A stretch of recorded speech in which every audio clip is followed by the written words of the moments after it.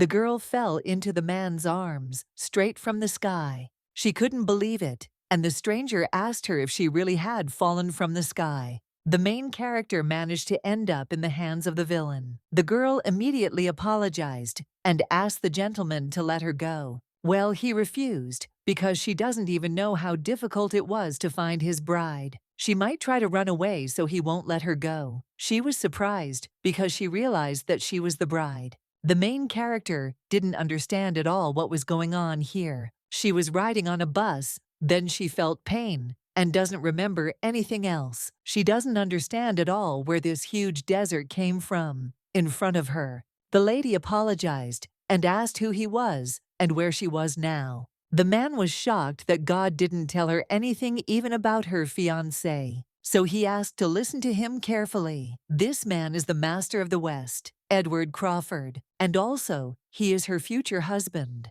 When the girl heard his name, she was very worried. Edward Crawford, the crazy villain from the novel called Give Me Salvation. The main character read it, and it had many names: the Crazy Western Dragon, the Crazy Killer, the Lord of the Desert, and so on. Well, at first, it was just that he would kill anyone who irritated him. This man was obsessed with white hair, so he kidnapped everyone, men and women. He had to torture them to death, usually only older people, and the main character Lillian had white hair. A side effect of the disease, which was the lightening of hair, was also kidnapped by Edward. He tormented her, she almost immediately fell in love, and it all ended with her death in the arms of the prince. The main character, she did not understand at all who could fall in love with a person they were torturing. Perhaps he liked men and the suffering of the main character, or he wanted to drink her blood, and how she ended up in the hands of this madman was the biggest mystery.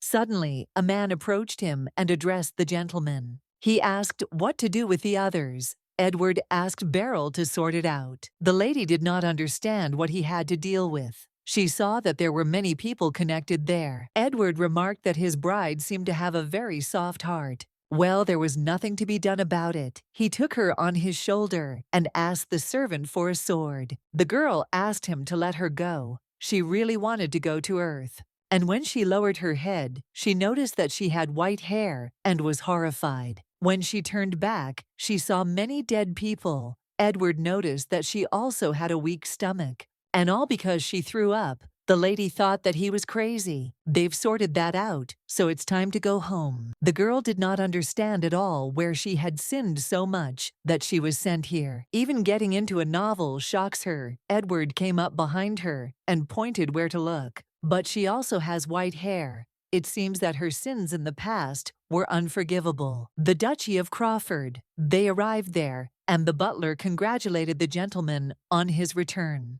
The main character remembered that this man is the one Edward trusts, Seth Million. In the novel, only he greeted and saw off Edward, and this is only allowed to trusted individuals. When Edward is in a bad mood, he might kill someone, so they agreed on this in advance. The butler asked the gentleman who this lady was, and he said with a smile that she was the bride. Edward told him that his bride had a very soft heart and a weak stomach, so he asked Seth to be more gentle with her. The lady apologized to the gentleman. She begged him to let her go, but the Duke said that she had no idea how hard it was to find her, so it was impossible. Edward can't lose her. The girl promised she wouldn't run away, and he said she was shaking all over. The main character said that this was not true, so the gentleman decided to check and touched her nose. Edward said he was so scary to me, but she was scared of him. It was just very sudden. The Duke said that she shouldn't call him Sir because he was her fiancé,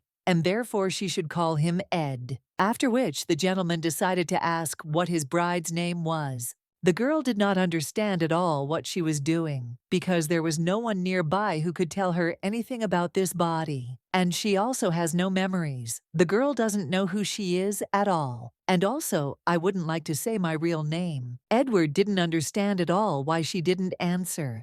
It was written all over his face. The girl tried to say her name, but still said that she didn't know. The girl doesn't know who she is and why she fell into Ed's arms. The man was surprised that she said she didn't know, so he noted that God had sent him a test. Precious eyes and white hair. This woman is definitely his bride, but for some reason, she doesn't even remember her name. In principle, it will be even more fun, because he will be able to fill her thoughts with himself alone. The lady wanted the Lord to save her. Edward asked her if he was telling the truth, because her memory could gradually return. She really wanted something to be done about this psycho. After that, the man suggested that she come up with a name. The main character learned that she had no choice, so she didn't object in any way. He decided to name her Angelina, and then she asked what her name was. This girl is a gift from God and his angel. She was very confused. He asked Angelina how she liked this name. Of course she liked it, but life was more important, so she said yes. Now she is Angelina Crawford. This name and surname really suit her. Once something falls into Edward's clutches, he will never let it go. The only way to escape his clutches is to become a corpse, no longer useful. Endless torture, unbearable pain, and suffering, all that remains is to pray for a quick death. Therefore, the main character believed that the same thing would happen to her. Edward did not understand what his fiancée was thinking so hard about. She said nothing, and if you think about it in the novel, he never called the kidnapped blonde girls brides. But for some reason she is an exception. So she turned to the guy and said she had a question. Edward doesn't like questions, but she can ask one. Angelina didn't understand at all why he considered her his bride. The Duke said it was because he had received an oracle. His life will be very short unless he marries a girl who falls from heaven. In the Empire of Assyria, the nobles and the ruling family receive a prophecy from the Holy Church, but the novel only spoke about the prince's oracle. Naturally, the story of Edward's oracle, or how he searches for his bride, was not mentioned. Edward puzzled over it for a long time when he received it. It looked like he was trying to play a joke on him. It was as if he told him to die quickly, so all the priestesses who gave this oracle were killed. Because the gentleman decided to joke back, Angelina was very scared, but then she fell from the sky, as they said. Now the girl realized that she was the bride from the prophecy and was Edward's betrothed. As if that weren't enough, she also turned out to be the jewels he had been looking for so long. Angelina asked him to stop and asked again if she really was a jeweler. Only she can have such light hair and eyes that look like precious stones that shimmer in the light. It's so beautiful. The girl couldn't believe that it was really a jewel. The novel didn't spend much time describing them, so she decided to pretend she didn't know and asked what it meant. Edward said that they were a special type of fairy race, a race that inherited the blood of real fairies and lived in the desert of the Crawford dukedom. There was an oracle that called them the bringers of destruction to the empire,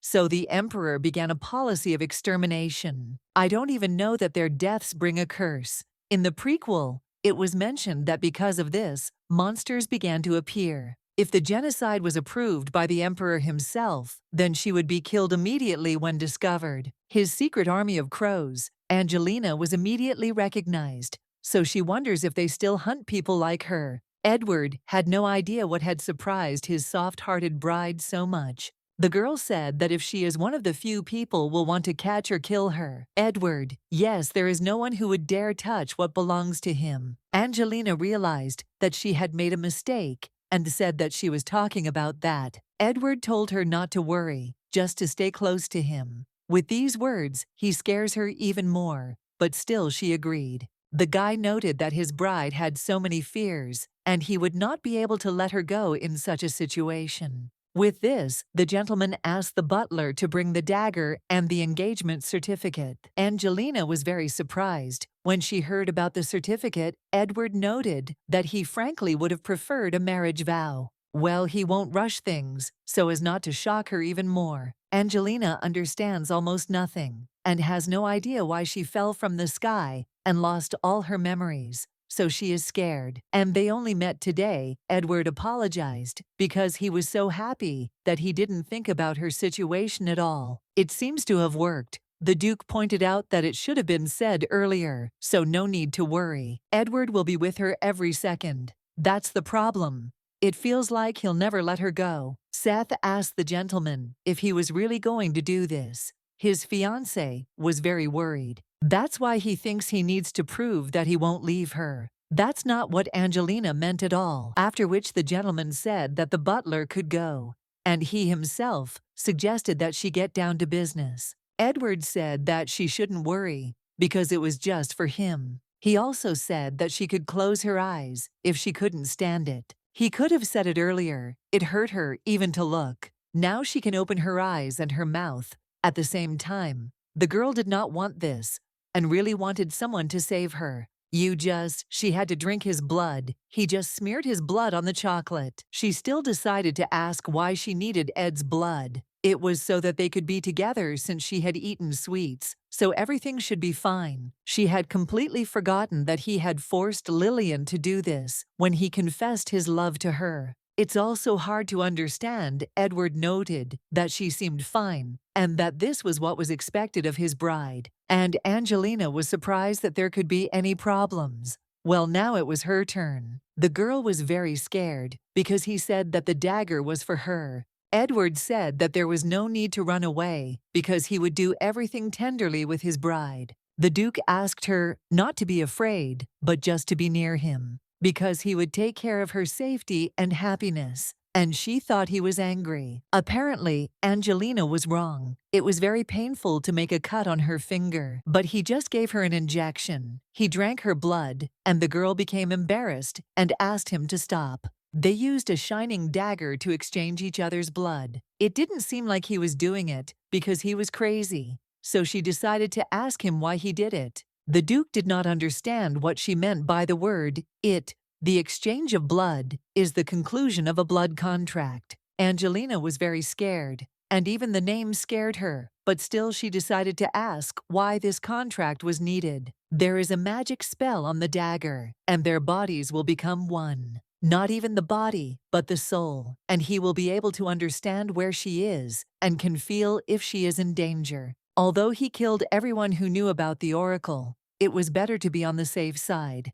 Angelina realized that she was finished. Edward felt he had to protect his bride. She was falling deeper into his clutches, and now he offered her to sign a contract. The girl did not understand at all what to do. Maybe she could just run away and say she can't, but she'd be caught quickly. She doesn't even know the local language, so she doesn't quite understand how to sign it. She decided to read it. Angelina is not sure whether this is a curse or a blessing. But she signed, and the Duke noted that now everyone would know that she was his fiancée. Now it's time to sort out the rest. He showed the room where she would live. It was immediately clear that he planned to follow her because it was the next room. The Duke didn't think their meeting would be so sudden, so he wasn't very well prepared. So he asks for forgiveness. Angelina said that everything he needed was here, so he didn't have to worry. Edward asked her to speak up if she needed anything, because he wanted to take care of her. Angelina understood him, and then there was a knock on their door, and the gentleman was informed that the servants were ready for the lady. The woman was glad to meet him, and introduced herself as the head maid named Sarah. The mistress can inform her if she needs anything.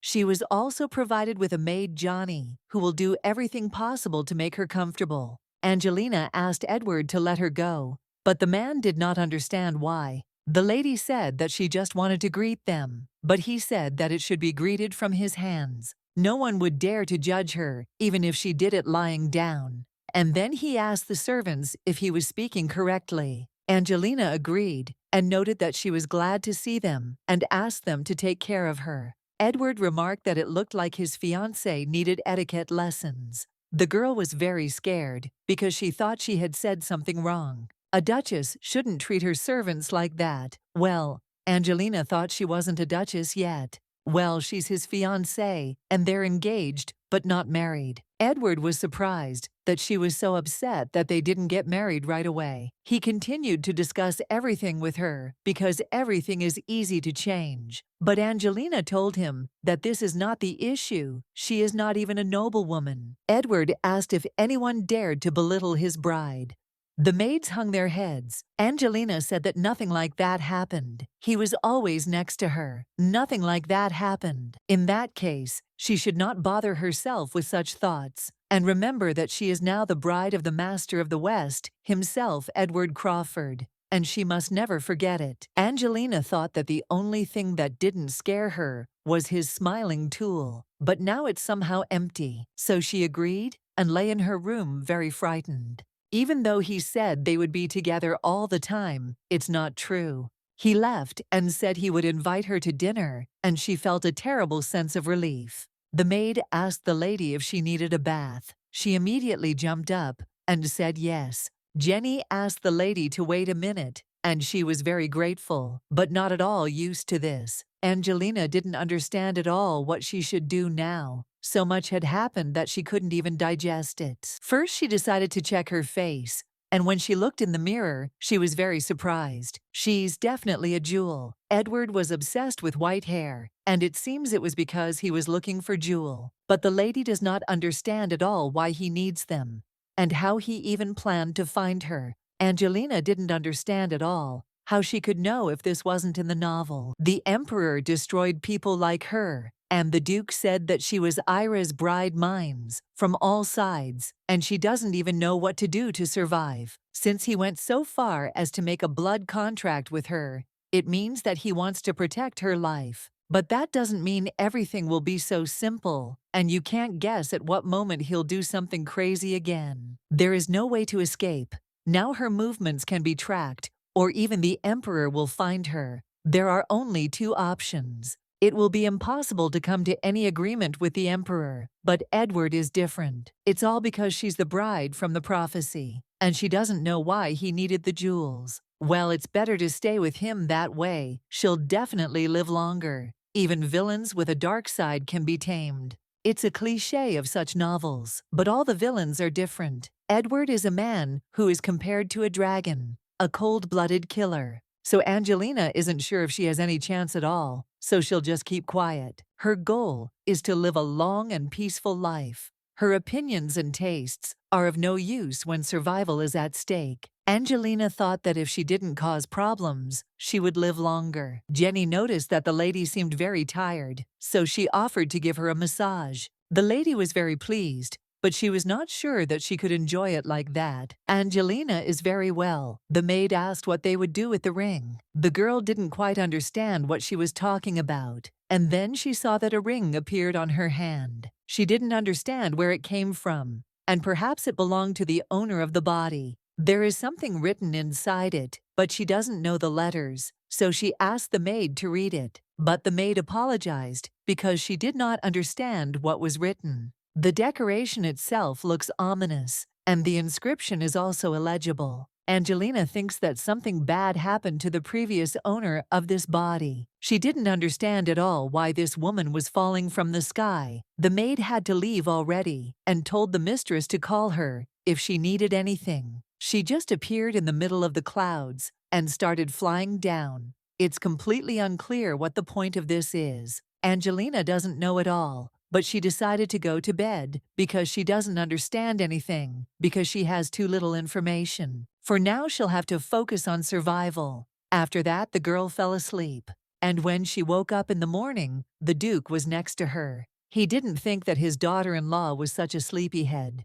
The girl squealed in surprise. The Duke thought she was so happy to see him. Angelina did not understand at all why he was here. The gentleman said that her husband simply came to the bride's bedroom, so he doesn't see anything special here. But they're not married yet, and she couldn't believe that he would come every morning. Edward said that everything would be exactly like this, because he said that he would always be there. Now it's clear that he wasn't joking, but seeing him right after she opens her eyes is somehow strange. Edward asked her if she didn't like something, but she said that it wasn't that, it was just that her hair was a mess. Her face wasn't even washed, and she also has bad breath. After these words, the gentleman laughed and remarked that she was so cute. The girl thought he wanted her dead. Edward noticed that it was time for his bride to get up, so he picked her up and suggested that they go have breakfast. She fell fast asleep yesterday, not even realizing how upset he was that they didn't have dinner together. Edward asked her what she would like. The lady said that she does not eat that much. She doesn't need to eat all of it because it can choose what she likes.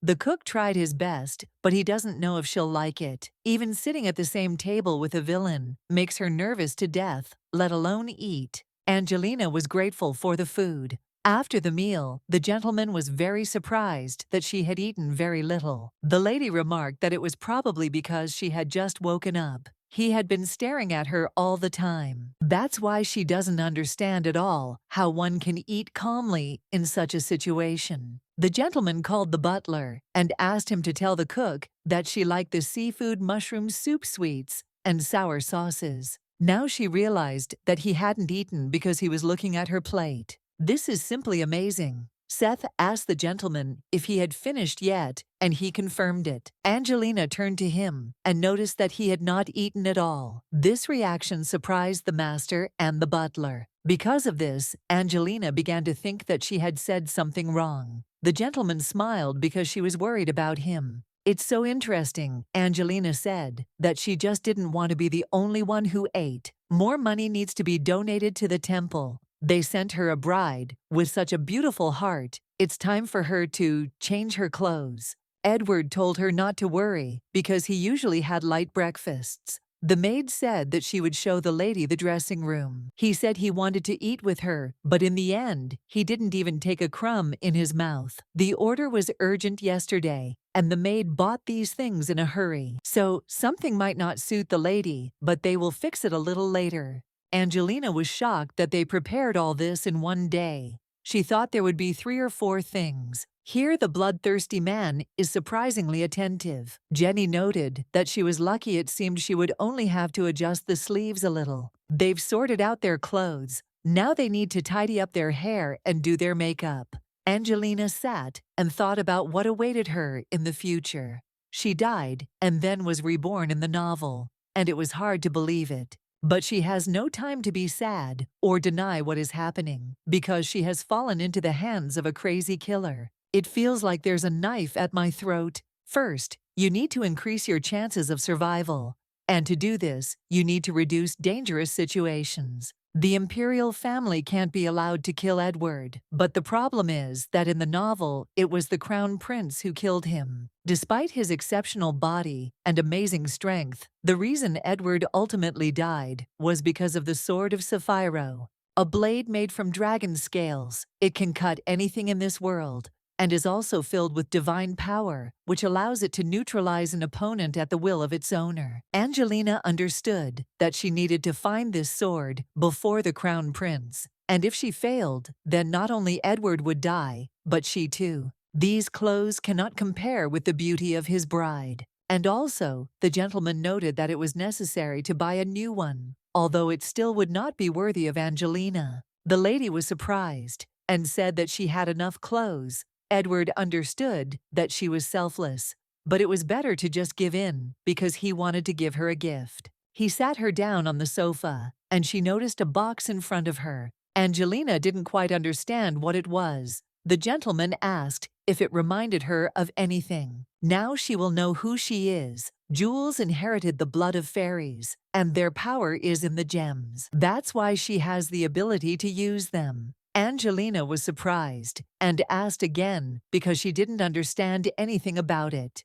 Talent release of hidden power, after which Angelina asked what power was stored in them. And the girl couldn't believe that she could shoot fire. Edward doesn't know all the details. Well, most people healed with their help. Angelina was upset and did not understand what she had hoped for. After which the lady decided to find out how she could do this. The Duke thought that she should know about it. Angelina did not understand at all why he pretended to understand if he could not explain it to her. Edward said she had very cute pouty lips and a displeased look. She must think for herself, and this will be her homework. The gentleman promised that he would grant her wish when she learned. The girl was very happy when she heard that he would grant any wish, but the gentleman added that it was impossible to break the engagement or leave him. She won't be able to escape easily. The master couldn't believe that she was disappointed, but she was just thinking about what wish to make. Angelina understood that she would have to master this skill,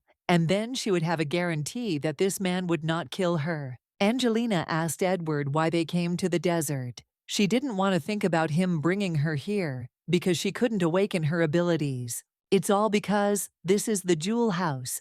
He wanted to see if the memories would come back if they came here. Angelina would like this too, but the reason is not the loss of memory, but the substitution of souls. Well, at least he won't bury her here. The land where the jewels lived is called Ambria. Angelina did not understand at all how he knew so much about them. So the gentleman said that it was all because they had lived on their territory for generations. When I was a child, my father told me a lot of things. Now Angelina knows about it. This was not described in the novel, but it is believed that the death of the first Duke of Crawford is connected with the Imperial family. The emperor, who considered Crawford a nuisance, unleashed a demon rampage after the destruction of the javelin, resulting in the death of the previous duke. Now Angelina is tormented by doubts in her head because she cannot believe that he died so easily. Edward told Angelina that this place is Ambria. Angelina asked if her ancestors really lived here,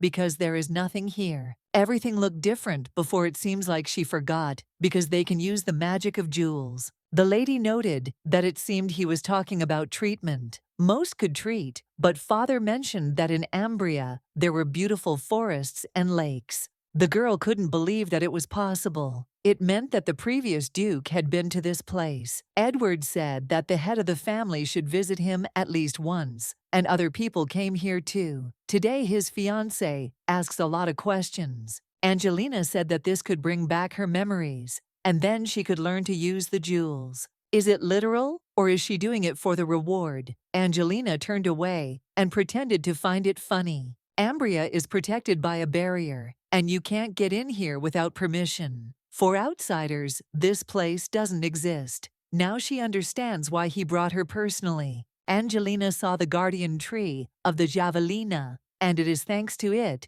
that the barrier is maintained. They know this woman, and she is from a race they were protecting, and she had to fight for her life. They must remember her. Something happened. Angelina did not understand why she could not remove her hand, and she also felt a terrible pain, after which she began to fall. Edward didn't raise what happened to her and caught her in his arms. The Duke noticed something strange and shouted at her to take her hands away. He did not understand at all how this tree dared to hurt her. Rumors said that they were attacked. The master knew that it was crows. He asked them to wait a little, because the gentleman would be back soon. Angelina was in great pain, as if her heart was about to explode. The girl noticed that someone started to come very close to her. These are crows, but she does not want to die. She wants to live. Failure again. So the crows asked the master for forgiveness. The crown prince asked if anyone was left alive,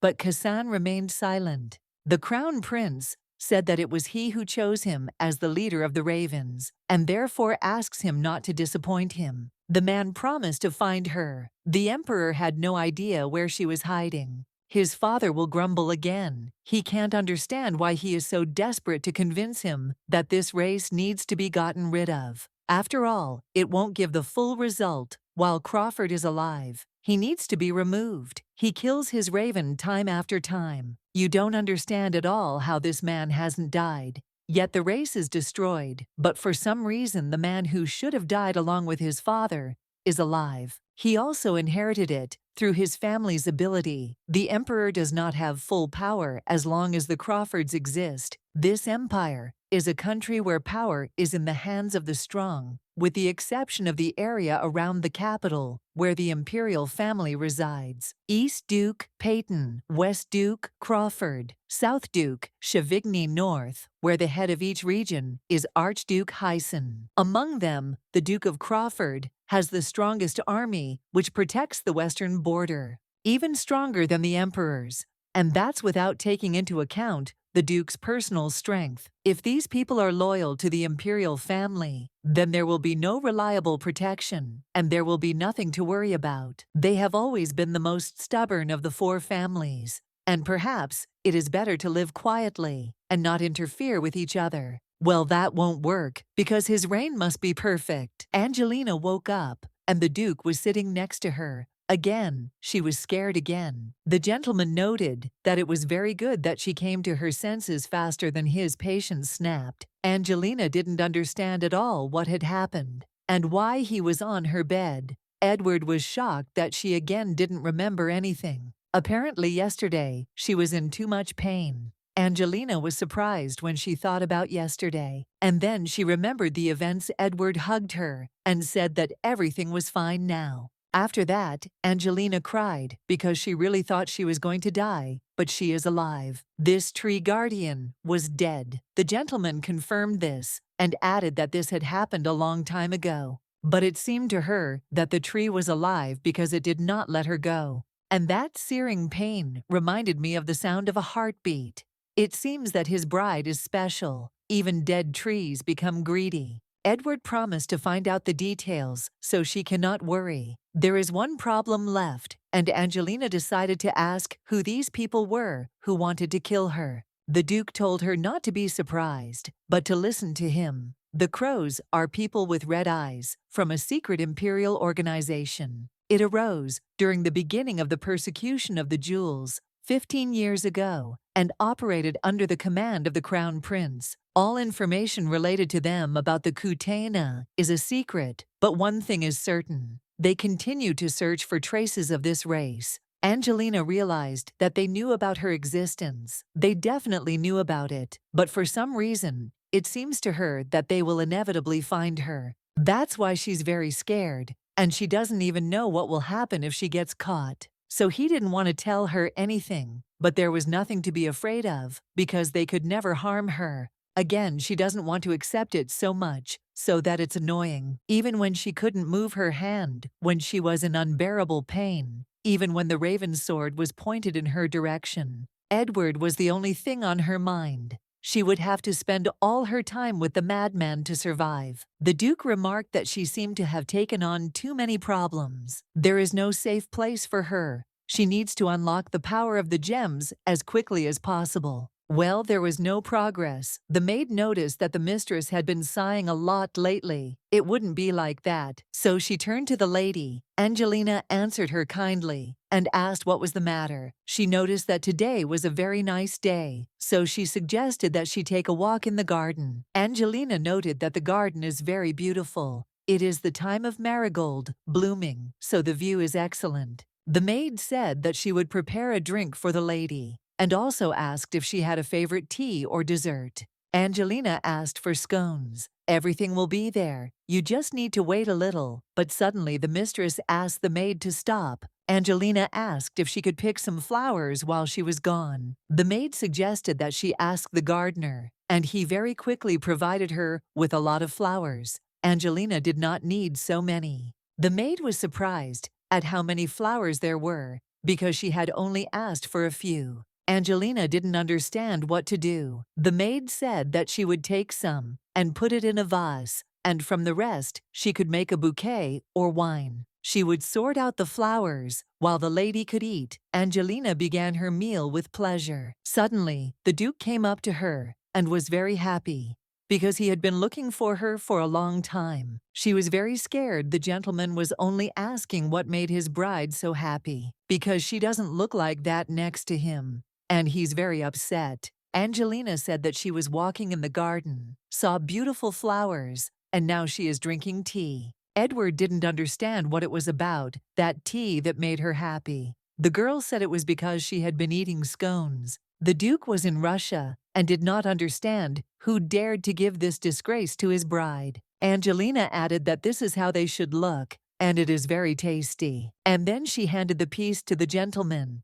He decided to try it. Such a combination could not be bad tasting, so she expected a good reaction from the master. Suddenly, the Duke covered his head with his hand, and she thought that there was poison in them, but she was fine. Edward said she was cute and touched her nose, He never thought he would be so nervous about his fiancée looking at him. And then he looked to the side and asked what it was. It was marigolds. They were so beautiful, so she asked him to collect some from the fertilizer. The Duke said that if she liked these flowers, he would plant them all over the garden. Angelina got a tan, that everything is fine. And that's not the issue. She loves other flowers too. It seems to be getting a bit uncomfortable, so Angelina asked him if he wanted a flower crown. He was surprised and asked again. The girl noted that it seemed like it would look good on him. If so, he asked her to do it, but what if he doesn't like it? She suggested it to change the subject. Her wreath doesn't look very good. Here she broke the flower.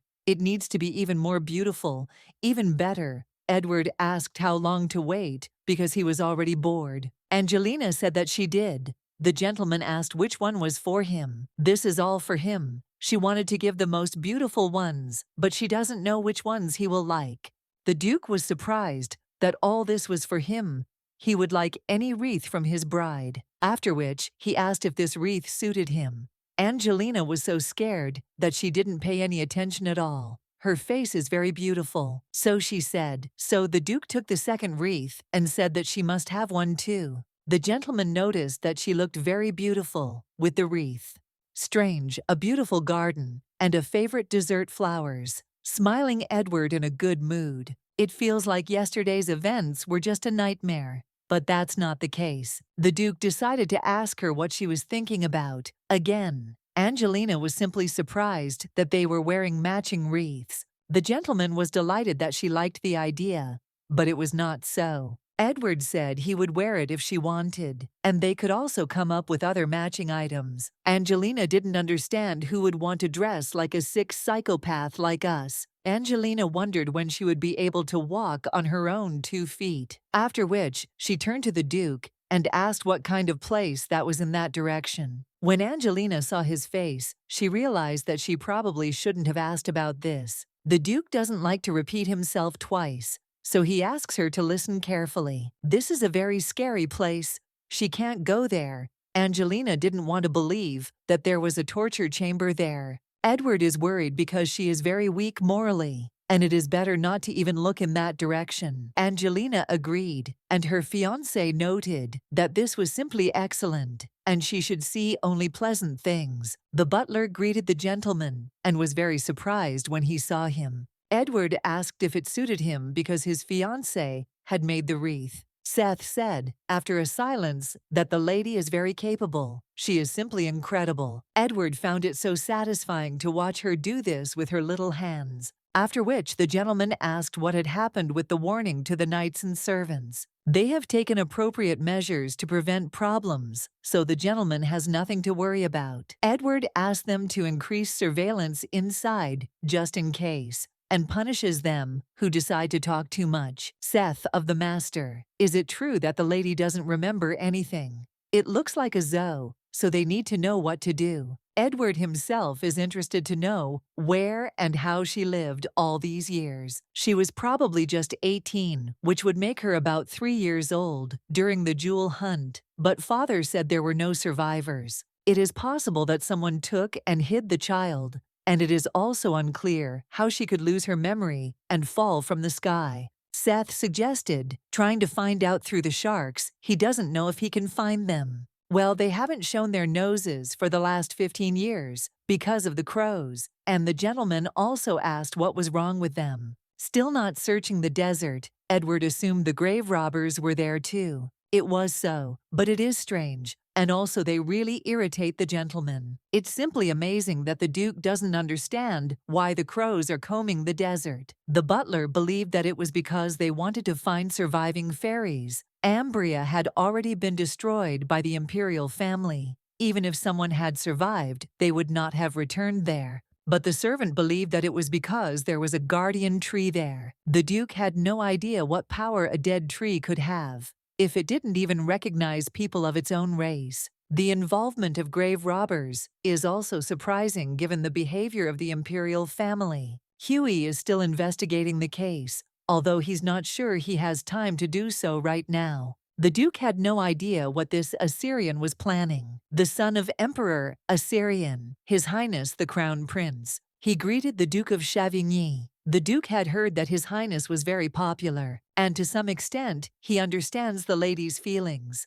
Mr. Gavrilov, that these are all rumors and exaggerations. Well, it seems to him that on the contrary, these words made the prince embarrassed and said that this was not necessary. The Duke decided to ask how long he planned to steal the hearts of all the ladies around him. He needs to find a mate, and that is the fate of the heir. The Duke asked if he was sure about that. That's true, but it's a choice for the rest of your life, so it has to be careful. The butler met his Duke and asked him how the meeting with the Crown Prince went. Not quite according to plan, but still not bad, and it seems he liked the gift that the gentleman had prepared. The Duke confirmed this and said that she and the Emperor loved such things. The Crown Prince was delighted when he saw the wristwatch. The Crown Prince said that he had exceeded his expectations and that only he could have prepared something like this. The Duke was glad that he understood this and that these precious stones seemed to be of the highest quality.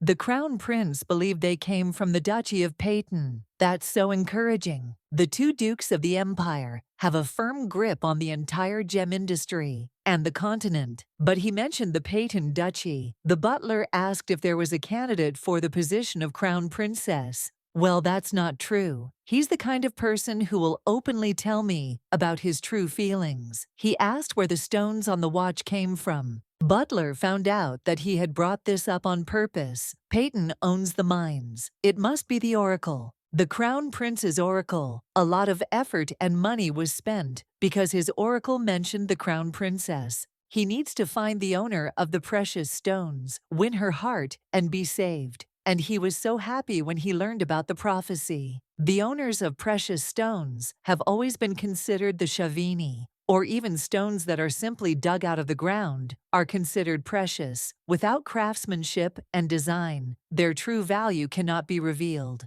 Their Lillian simply had to become the Crown Princess, so he ordered his butler to start implementing the plan. Then his daughter knocked on his door and asked if she could come in for a while. His precious Lillian came. It seems that His Highness will soon choose a crown princess for himself. Liliana was in complete shock and asked if it was true. Her father confirmed it. The girl was very happy because she decided that then she would become his bride. The Duke said that this was certainly true, because the owner of the precious stones was Lillian and no one else. Lillian said that he was the best, and she loved him very much. No matter what happens, he will definitely make her the crown princess. Edward asked the butler to formally announce the engagement. Seth asked the gentleman if he thought it was a good idea, as it would certainly increase the crow's surveillance. The gentleman thought that it would be more interesting this way because he was happy at the very thought that he would soon deal with them. In this case, you will need to prepare for the hunt and do it very well. Seth asked the gentleman if it was okay that there were only a couple of days left until that time. Edward did not understand at all how much longer he could wait.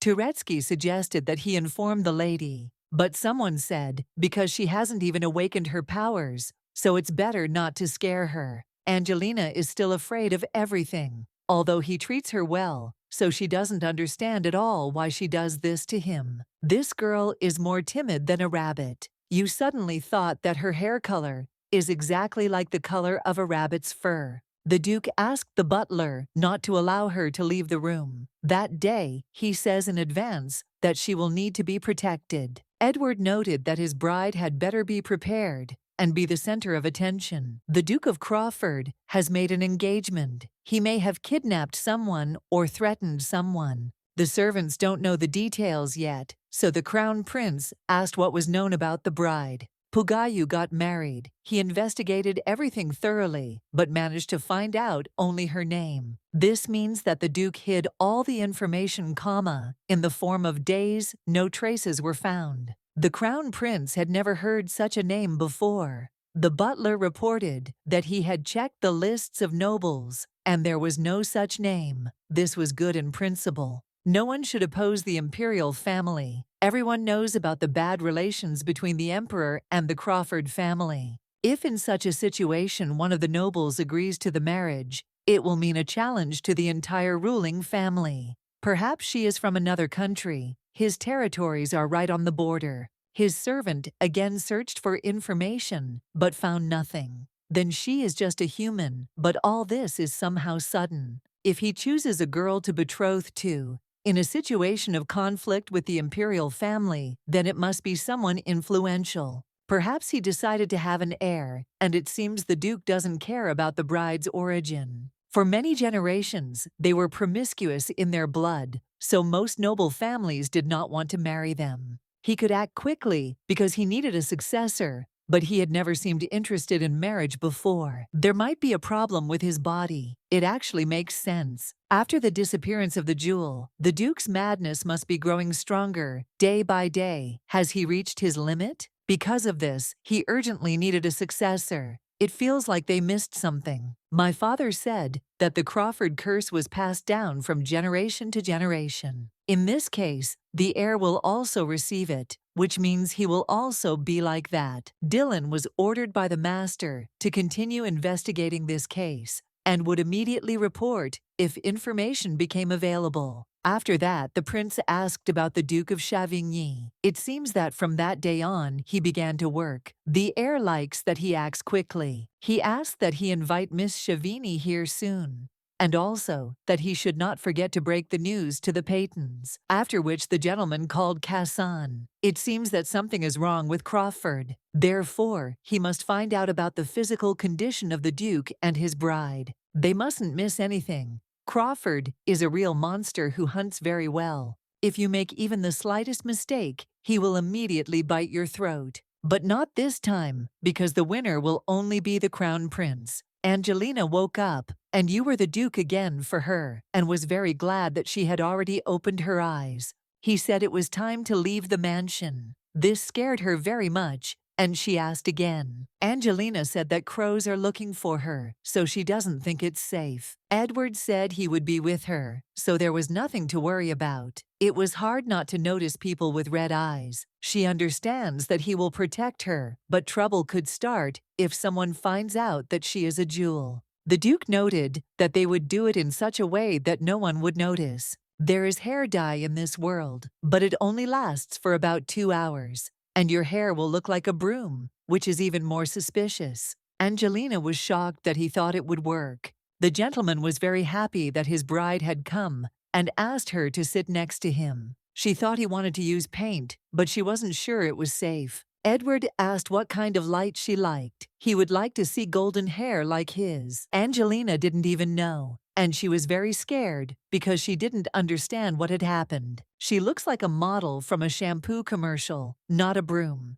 The gentleman remarked that it was beautiful. The effect is not limited in time. They will remain like this until the master himself wants to change them, so she must not tell anyone this family secret. Angelina was very surprised by the fact that the Crawford family can use magic. She heard about it for the first time. There is no magic tower in this world. The number of magicians is very small, and they act alone, so you definitely won't find such a drug on the market. Edward also added that he had an artifact, a family treasure, and it could not be used without the permission of the head of the family. It looked like contact lenses. She thought there were gems inside. The Duke assured her that it wouldn't hurt, so there was nothing to be afraid of, and then he asked how she was. The girl was surprised that everything was already over, and he brought a mirror and asked her to look. The color of the eyes really did change.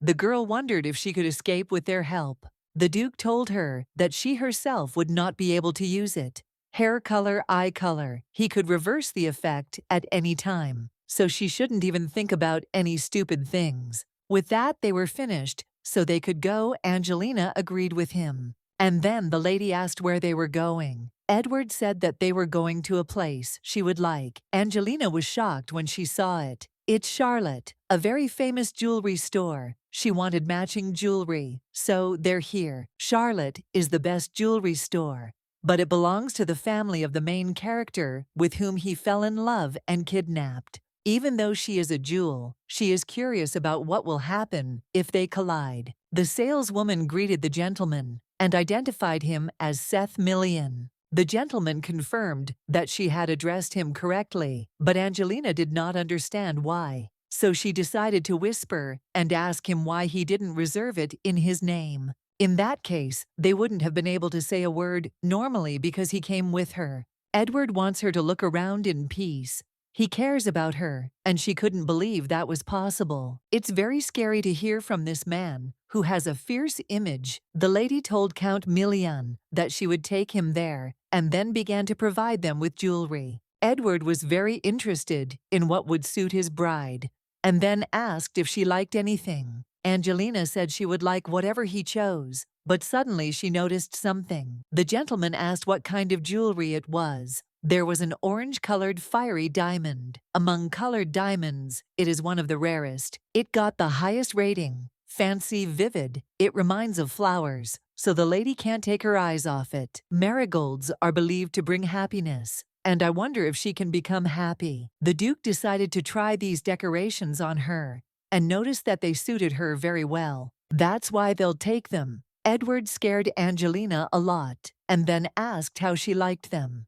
He was very curious whether she liked his gift, so the lady said that of course she did. Edward was very happy and said that he would buy her everything she needed, and then he suggested that she go for a walk. Angelina asked Edward to let her go because he always carried her in his arms. Well, the gentleman didn't understand why he should do this because she was completely safe. Angelina left the mansion for the first time, so she wants to walk around her property herself. In fact, she is embarrassed. Edward only let her go because she convinced him about the ownership. He feels uneasy when she moves away, so she has to walk, holding his hand. This is the central square. She is so beautiful. And then Angelina noticed that and asked the Duke what it was. Edward said it was a fairy, and it was built by the first head of the family. Angelina was in complete shock because she knew that the jewels were treated badly, so she did not understand at all how they could build a statue of a fairy. Angelina asked him if the emperor allowed her to keep her,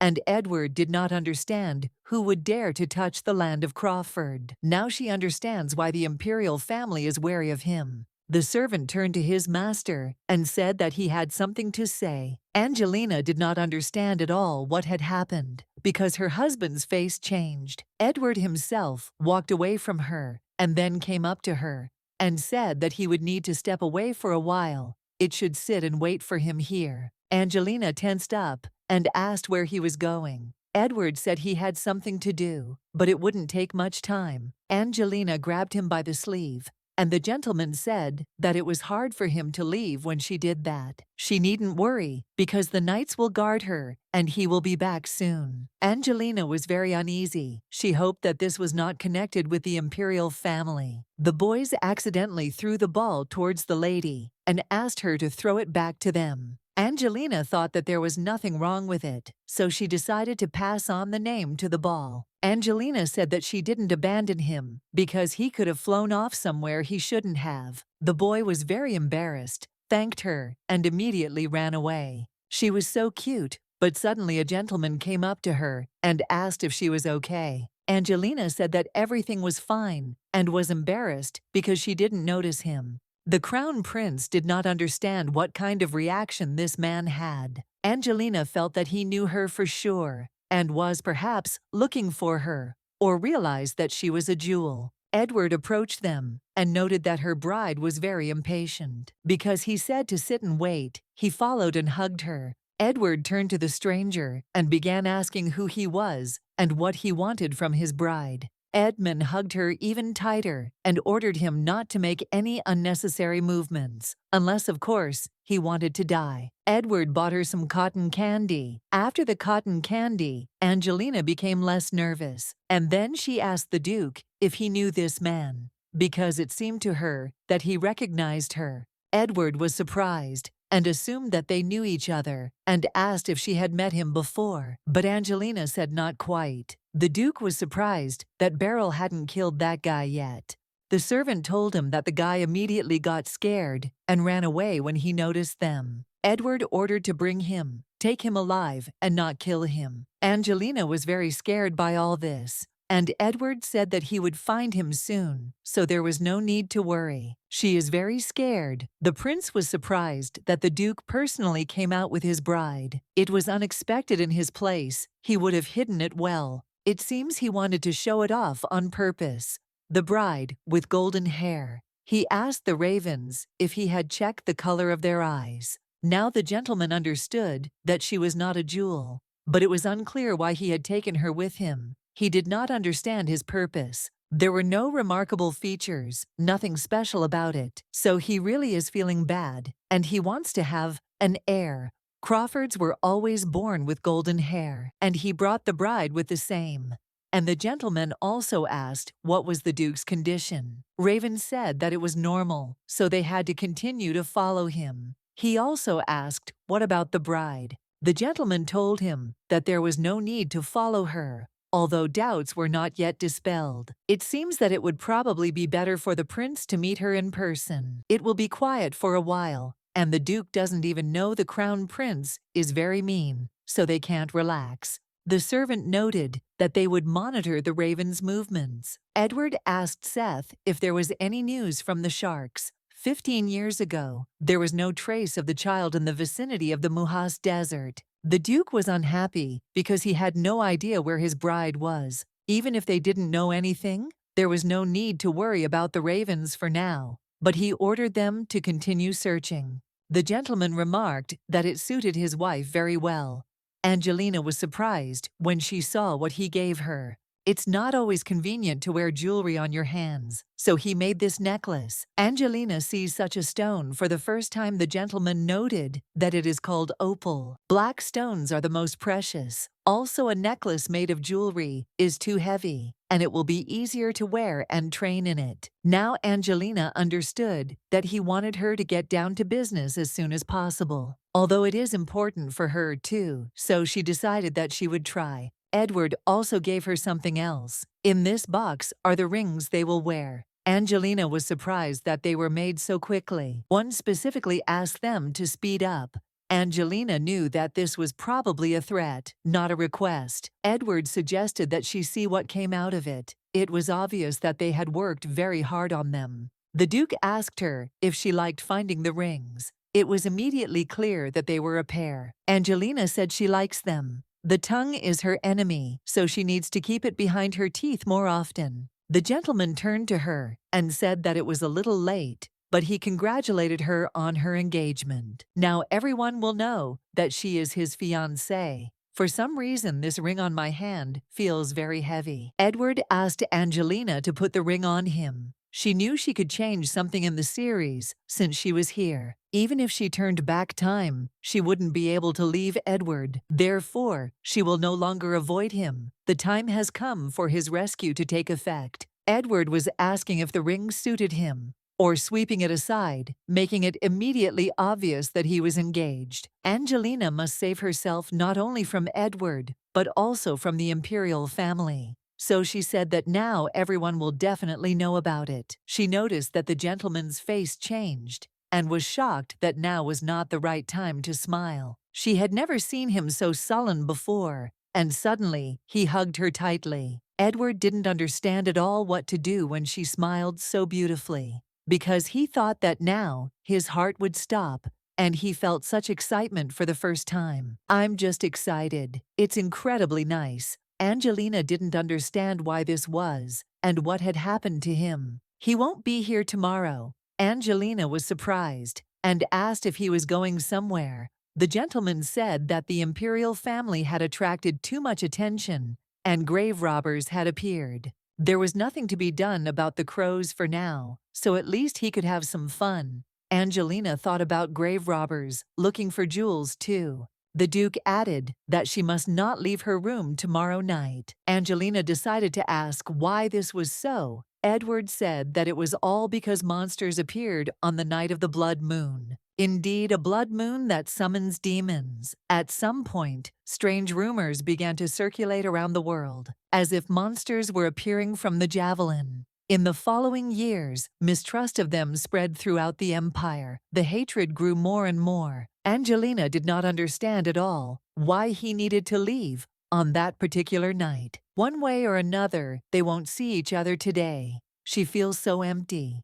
And suddenly she thought about it, and she decided that it was all because of his beautiful smile. Before she didn't want to see him. Now she gets upset when they are apart. Suddenly she remembered the decoration. This is the opal that Edward gave, and it has some unusual charm about it. She needs to awaken her skills as soon as possible. When she can, it will be easier. Suddenly, she heard very scary sounds and immediately began to hide under the blanket. Angelina did not understand at all why there was no one around at such moments, and did not understand at all how she could sleep alone. She is so scared, she doesn't know where she is, and she really wants to call her husband. She felt a sudden pain in her heart, and she remembered Edward's words later that he could not only know her location, but also sense if she was in danger. Angelina didn't want to believe that the blood pact worked both ways. She needed to take the stones and save Edward now because he was in danger. The servant asked the lady where she was going because it would be safer to stay in her room. Angelina told the butler that Edward was in danger. The butler said that she should not worry because the master was just checking the mansion's defenses. Well, the lady screamed that something had definitely happened to Edward and again clutched her heart.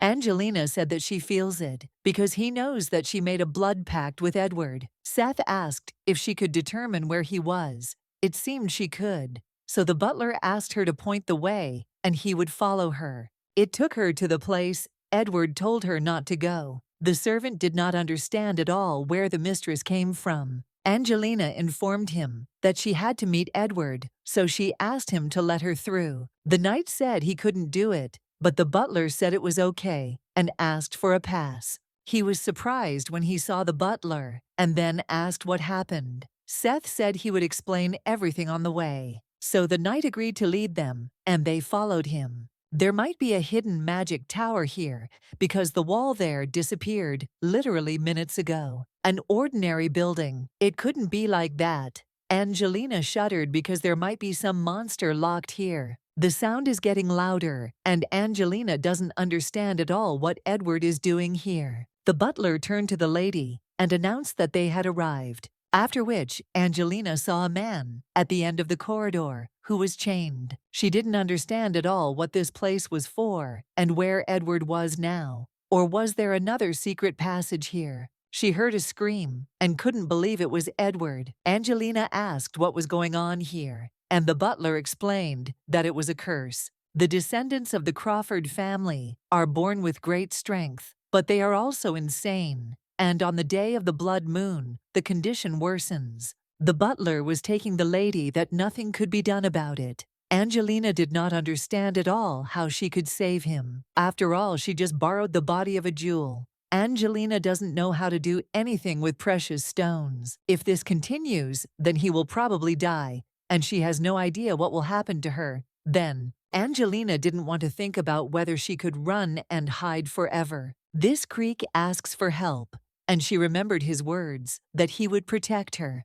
He took care of her all the time, and she doesn't even know how she can leave him at such a moment. That's why Angelina rushed to him. The real her is not a jewel, but the owner of the body should be able to use this power. That's why she begged her to let her borrow this power, because she had to help him. The stones began to sparkle, and she felt a familiar feeling that was like touching a guardian tree. Well, it's something else, because the feeling is pleasant, something instinctive, as if Edward needed her. The knight's butler was very scared and shouted to the lady to be careful. When she turned to him, Edward immediately came to his senses and stopped growling. Angelina asked him if he remembered the day when the wind poured out. "And I was born from the flowers of these tears. And even if time stops or turns back, they will be together forever." Edward called her name. She was always scared and wanted to run away, but now everything will be fine. Seeing this frightened face,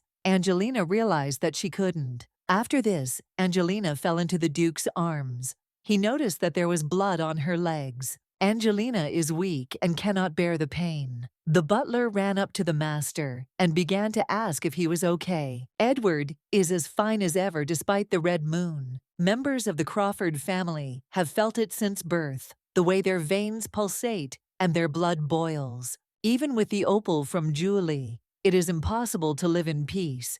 It alleviates the symptoms, but the physical pain and the desire to kill never completely disappear. Angelina is such a cowardly rabbit. Edward turned her hair back white and asked her to wake up quickly. Suddenly, the girl woke up, and the first thing she thought about was how Edward was feeling. She definitely saw that he was feeling better. But the Duke immediately put her back and did not understand why his bride was going somewhere immediately after waking up. Angelina asked in horror if he was okay and if something hurt him. Edward asked her with a smile if she was worried. Angelina said that, of course she was, because when she saw him like that, Edward said that everything was fine because he felt great. Now he understands what it's like to have someone nearby who cares about you. Edward promised to be the same way and also asked her how her leg was. Angelina didn't understand what he was talking about. The gentleman was surprised that she didn't even know that she was hurt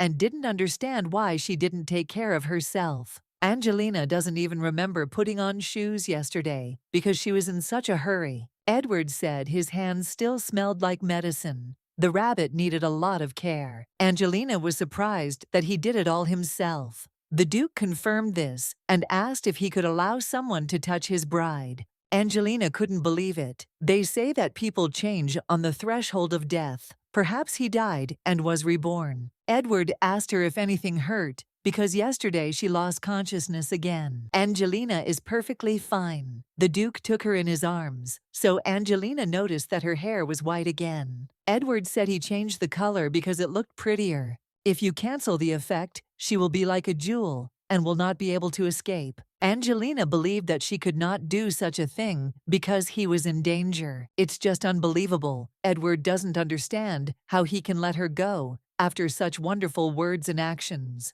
Well, he wasn't going to do it anyway. After that, the Duke asked if he should tell the secret. If he dies, then the color of her hair will return to its original color, and her eyes. This also applies. Angelina knew she would be doomed if she didn't help him. Well, the Duke didn't want her to see him like this anyway. Angelina asked him if he could tell her why he was like that yesterday and why he was in so much pain. It's all about the Crawford family curse. Originally, there were different races in the world, and to protect the weakest of them, God separated humans from others and forbade them to interact. But one of the dragons disobeyed the order and entered the human world.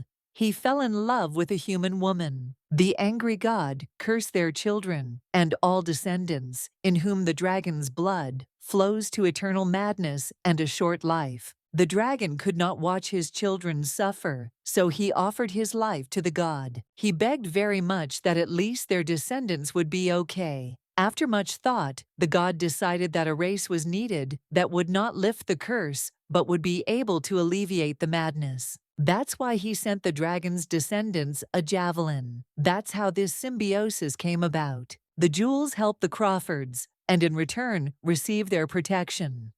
Each head of the family must visit Ambria at least once, because he had to repeat the oath and get the opal. His father had given it to him. Angelina didn't understand why it was so damaged. Edward was distraught when he saw his father die and was lucky that even in that state, he did not lose his effect. The Duke thought he could hold out a little longer. That's strange. In the book, Edward was fine until the Crown Prince killed him. She wonders what changed if the opal was helping him all this time. The girl didn't want to believe that she was to blame for this. There was no such character in the novel. The javelins are the race that will bring the red moon and destroy the continent. The oracle may be right, and she is bringing Edward closer to death. The Duke was very grateful to her, because without her, he would have certainly died. And also, the gentleman did not understand why she looked so surprised. He scared her. She would never have thought that Edward Crawford himself would thank her.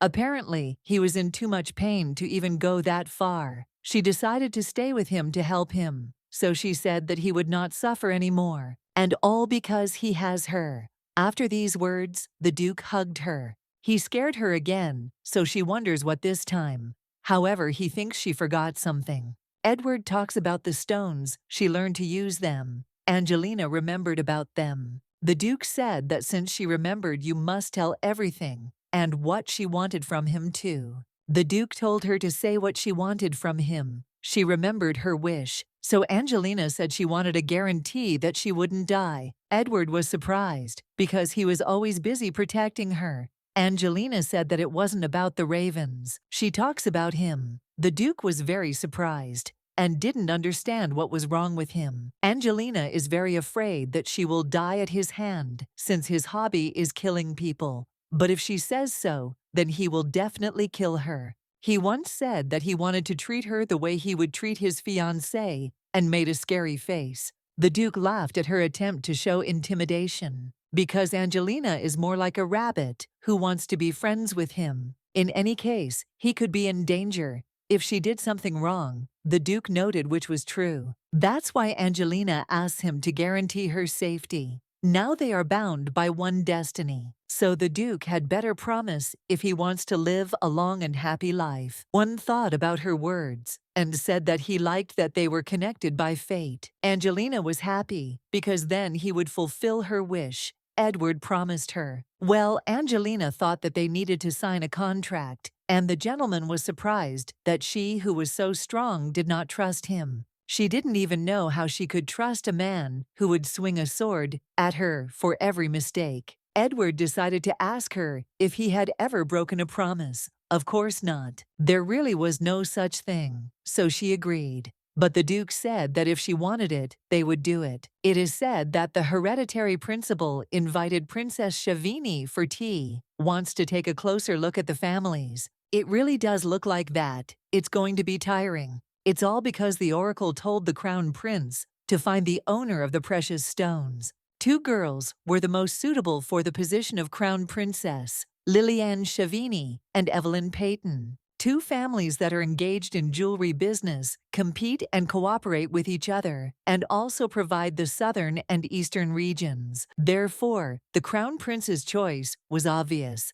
He was not going to send Evelyn to the Imperial family, because she will continue the family business. But it will not be easy. He does not understand at all how they can get out of this mess without offending the crown prince. Someone knocked, and the master allowed him in. It was the servant who had said that she was in trouble. It was necessary to call a doctor immediately because something happened to the lady. It looks like a fever, but she never had even minor illnesses. And he talks about fever. While the doctor cannot yet determine the exact cause, it can be cured. The gentleman need not worry because fever is a fairly common disease. The Duke decided to believe him. After some time, he came to his daughter and asked if she was okay. She said that she was already fine, and she also asked for forgiveness for making him worry. The main thing is that she recovered. Suddenly, she burst into tears. The gentleman did not understand what was wrong with her. Her eyes hurt a lot because it suddenly became too bright. They just pulled the curtains. The girl said that she could not open her eyes and felt strange. Her eyes seemed to have become sensitive to light. It looks like the after effects of a fever. The Duke asked in horror how to cure it.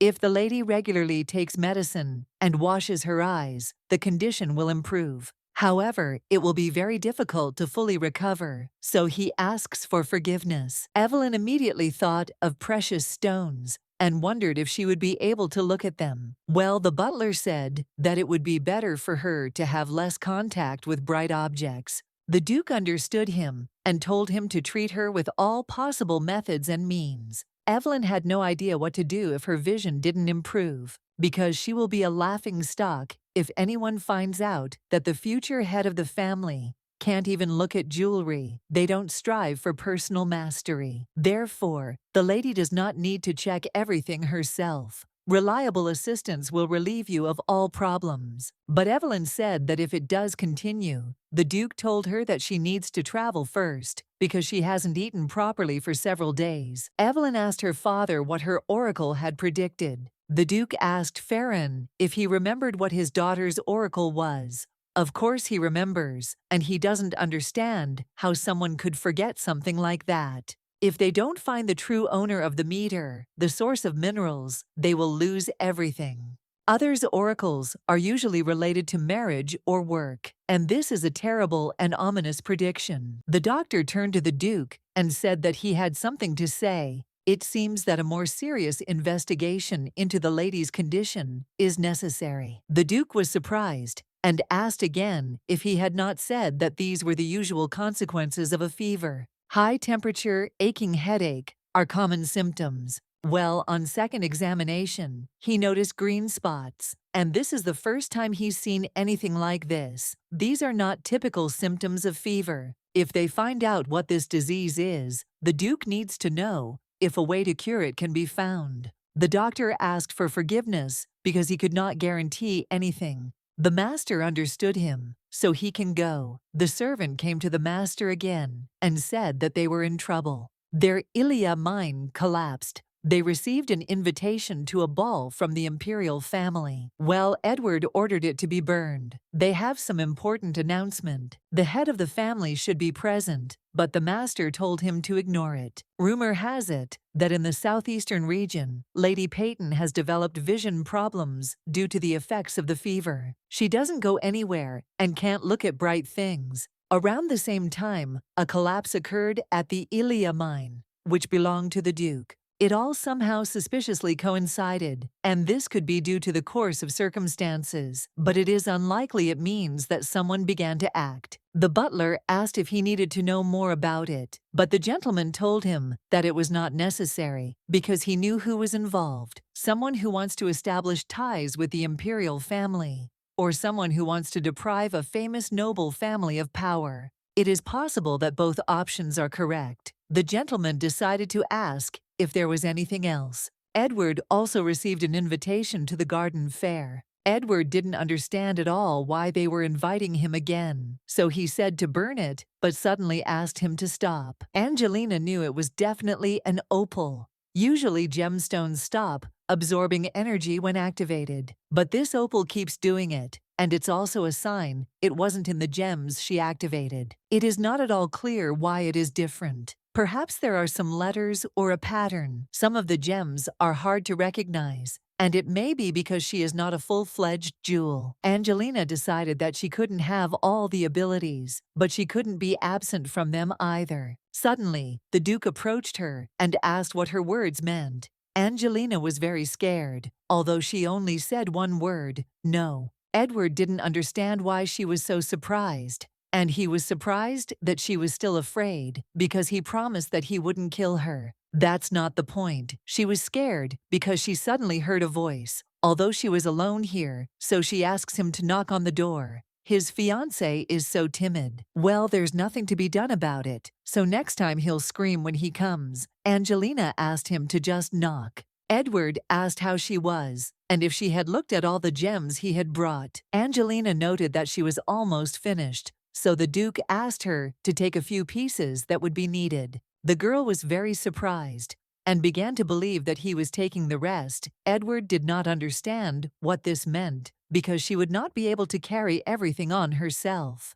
He's right after all, so she picked out some stones for herself. It's just great. And then the gentleman asked the butler to take everything else. Angelina knew he would take them. She should have taken the expensive ones, at least a few more. Suddenly, the Duke asked Angelina if she liked the flowers, and she confirmed it, then asked why he asked that. Edward just got an invitation to a garden fair, and when she heard about it, she was scared. This is the place where the characters' fates get mixed up. But she started to feign misunderstanding and asked what it was. Edward said that it was something similar to the flower festival that was held in the capital of the empire, and he was not there either, so he does not know the details. And then he asked her if she wanted to go there. Angelina is afraid to go to the capital where the Imperial family is. Well, this is a great opportunity to get the Sword of Sapphiro. In order for her and Edward to have a normal life, she needs to go to the fair. The gentleman was surprised that she did not want to go there, and then I asked her to just say it because there was no need to strain herself so much because it would hurt. Angelina said that she wanted to go to the fair. Edward asked her not to think about anything else, just say whether she wanted to or not. A man who hates the Imperial family so much does not put it in first place for me. For this reason, at times like these, she wants to be selfish, but because of him, she won't be able to escape. Edward asked her what she had decided, and then the lady said decisively that she wanted to go there, not just any way, but with him. Edward hadn't intended to send her alone anyway, but he was glad to hear it. It turns out that they will go together because they can meet the Imperial family. Even though they annoy the Duke, the constant attacks of the ravens alone are enough, the lady thought so. That's why they're going. Angelina was very grateful to him and became embarrassed. But after the gentleman asked if this was her entire reaction, Angelina did not understand what a person who fell from the sky with empty hands could give. It was like asking a beggar for money, so she asked him what he wanted. The Duke showed his cheek, and Angelina thought that it would be better if she did not understand him. But Edward made such an important decision for her, so she decided to kiss him. And then she immediately stepped aside and asked if that was enough. The Duke noticed that it was strange and became curious about what it was made of. Her touch makes him full, although he doesn't eat anything, and his head is spinning. He thinks what she did in her hands, but he likes her lips more. Angelina was not morally ready, but suddenly a servant interrupted them and informed the master that the shark captain had returned. Edward told the butler to tell him that he should go to the study. Now he helps Angelina calm down a little. As soon as she began to get used to him, he immediately attacked her. There will be many events in the capital of the empire, so you need to be prepared. By the way, they will be able to meet Peyton there. In the book at this point, Evelyn was suffering from the effects of a fever, and it was probably difficult for her to even be in a bright room. But the disease was not a simple fever. A cata is much more serious than a common cold, and has very serious consequences. And this pain is caused by a poisonous plant, acra. And it was not by chance that she got sick. Only towards the end of the story will Duke Peyton find the culprit who stole Evelyn's dream. This process was carefully planned by someone. The maid suggested that the mistress go inside already, and she agreed. In fact, she doesn't want to get involved in this battle because her first priority is survival, and Evelyn's illness needs to be overcome somehow. And all this in order to obtain the sword of Saphiro, which is located in their estate. She is very curious about how she can cure her without revealing her power. In the West, the sun is always very hot in the book on such weather. Suddenly, the mistress remembered something, and the maid did not understand anything.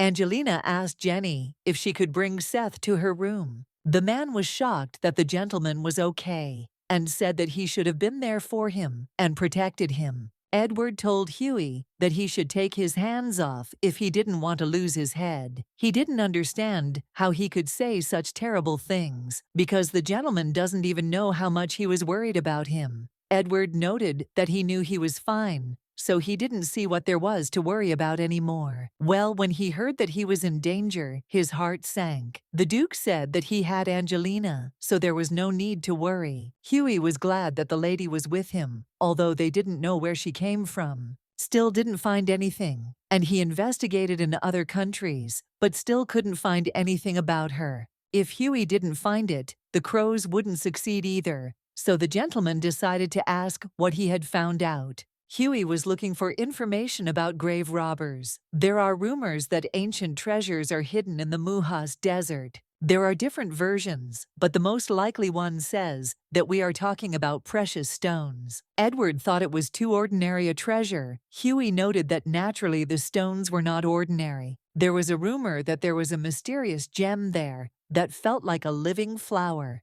The Duke was shocked and asked if the stone could be alive.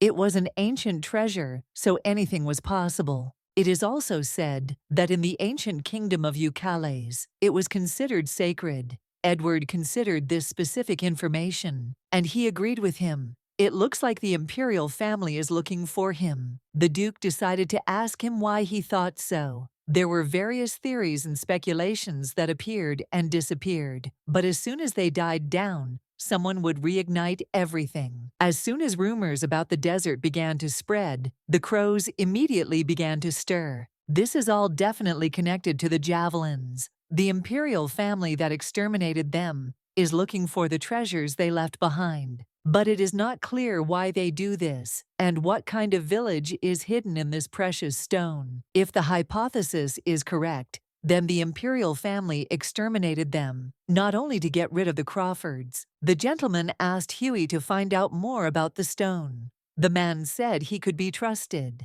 And then the butler knocked on the master's door and said that he had a report. The lady asked Seth for a favor. The Duke was surprised and asked what it was. The butler said that she asked him to help her prepare a gift for him, and this greatly surprised the gentleman. He didn't understand why this was happening all of a sudden, because his birthday wasn't coming soon, and it was too early to celebrate the day they met. Hughie thought that you don't always need a reason to give gifts, and it seems that she just likes him. The lady said that she wanted to surprise him. Edward asked what kind of gift it was, and the gentleman gave him a package with glasses drawn on it. When Hughie saw the black stone, she remarked that it was quite unusual. The Duke agreed with her and asked why two designs. Seth said that the lady said that the round frame is a test version. It turns out that there will be only glasses. Seth asked the master if he could help, and the master told him to do everything as she said. The lady asked him to keep it a secret from her because she wanted to make it a surprise.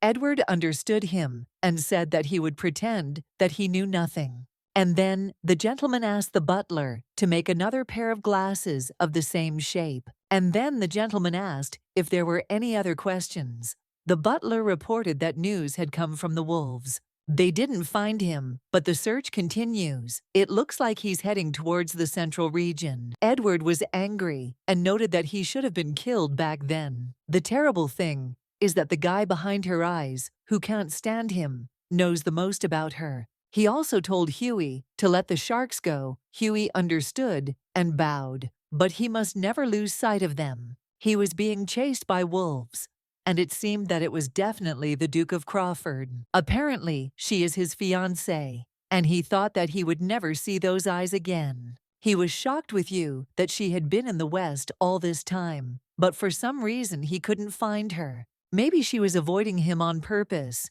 She should have waited. If she had trusted him and waited, it would have all been different. This man considered himself pathetic because he was offended by the fact that he was abandoned. A servant came up to him and informed the master that the chase had lost its trail. That was good, and they had done a great job. We need to start moving tomorrow, but the gentleman said he needs to find out something. Tuga was supposed to find information about the Duke of Crawford's fiancée. His servant was scared, but agreed. The man connected that he needed to know, and he also needed to make sure of everything. It was time for them to get into the carriage. Angelina turned back and said that she thought so too. The day of the trip to the capital has arrived, and they are indeed leaving the West. Edward grabbed her and told her that she shouldn't lean out of the carriage like that because it was unsafe. Angelina promised that she would be more careful, but this is not enough because she is very weak. The girl said that she was the most ordinary person because Edward was different from everyone else. Edward turned to Angelina and told her to look. She saw that he took out the jewelry and noticed that it contained the same precious stones that Edward had taken last time. Angelina asked him if he asked her to give them to prepare jewelry for her.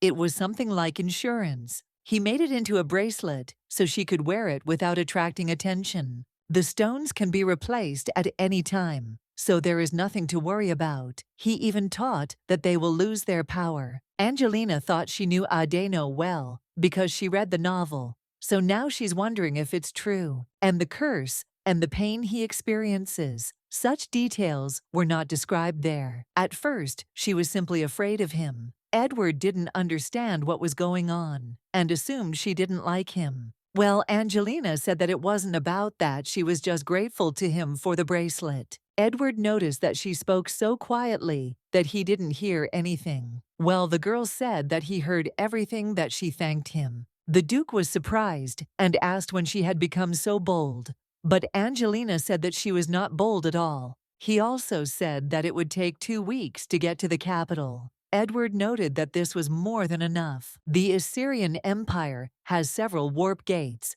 in the center in the east and in the south. It would be convenient to use them. The road from the west to the capital is long, but for this, you need to notify the gate master. The Duke wants to remain unnoticed. It was decided to use the southern gate. Edward does not want her to faint because of the long journey. He's so protective of her, and it's all because of her. Angelina asked if he said that the southern gate is in Madoran. It takes about a week to get there, even if you're not in a hurry. One confirmed that it usually takes a week.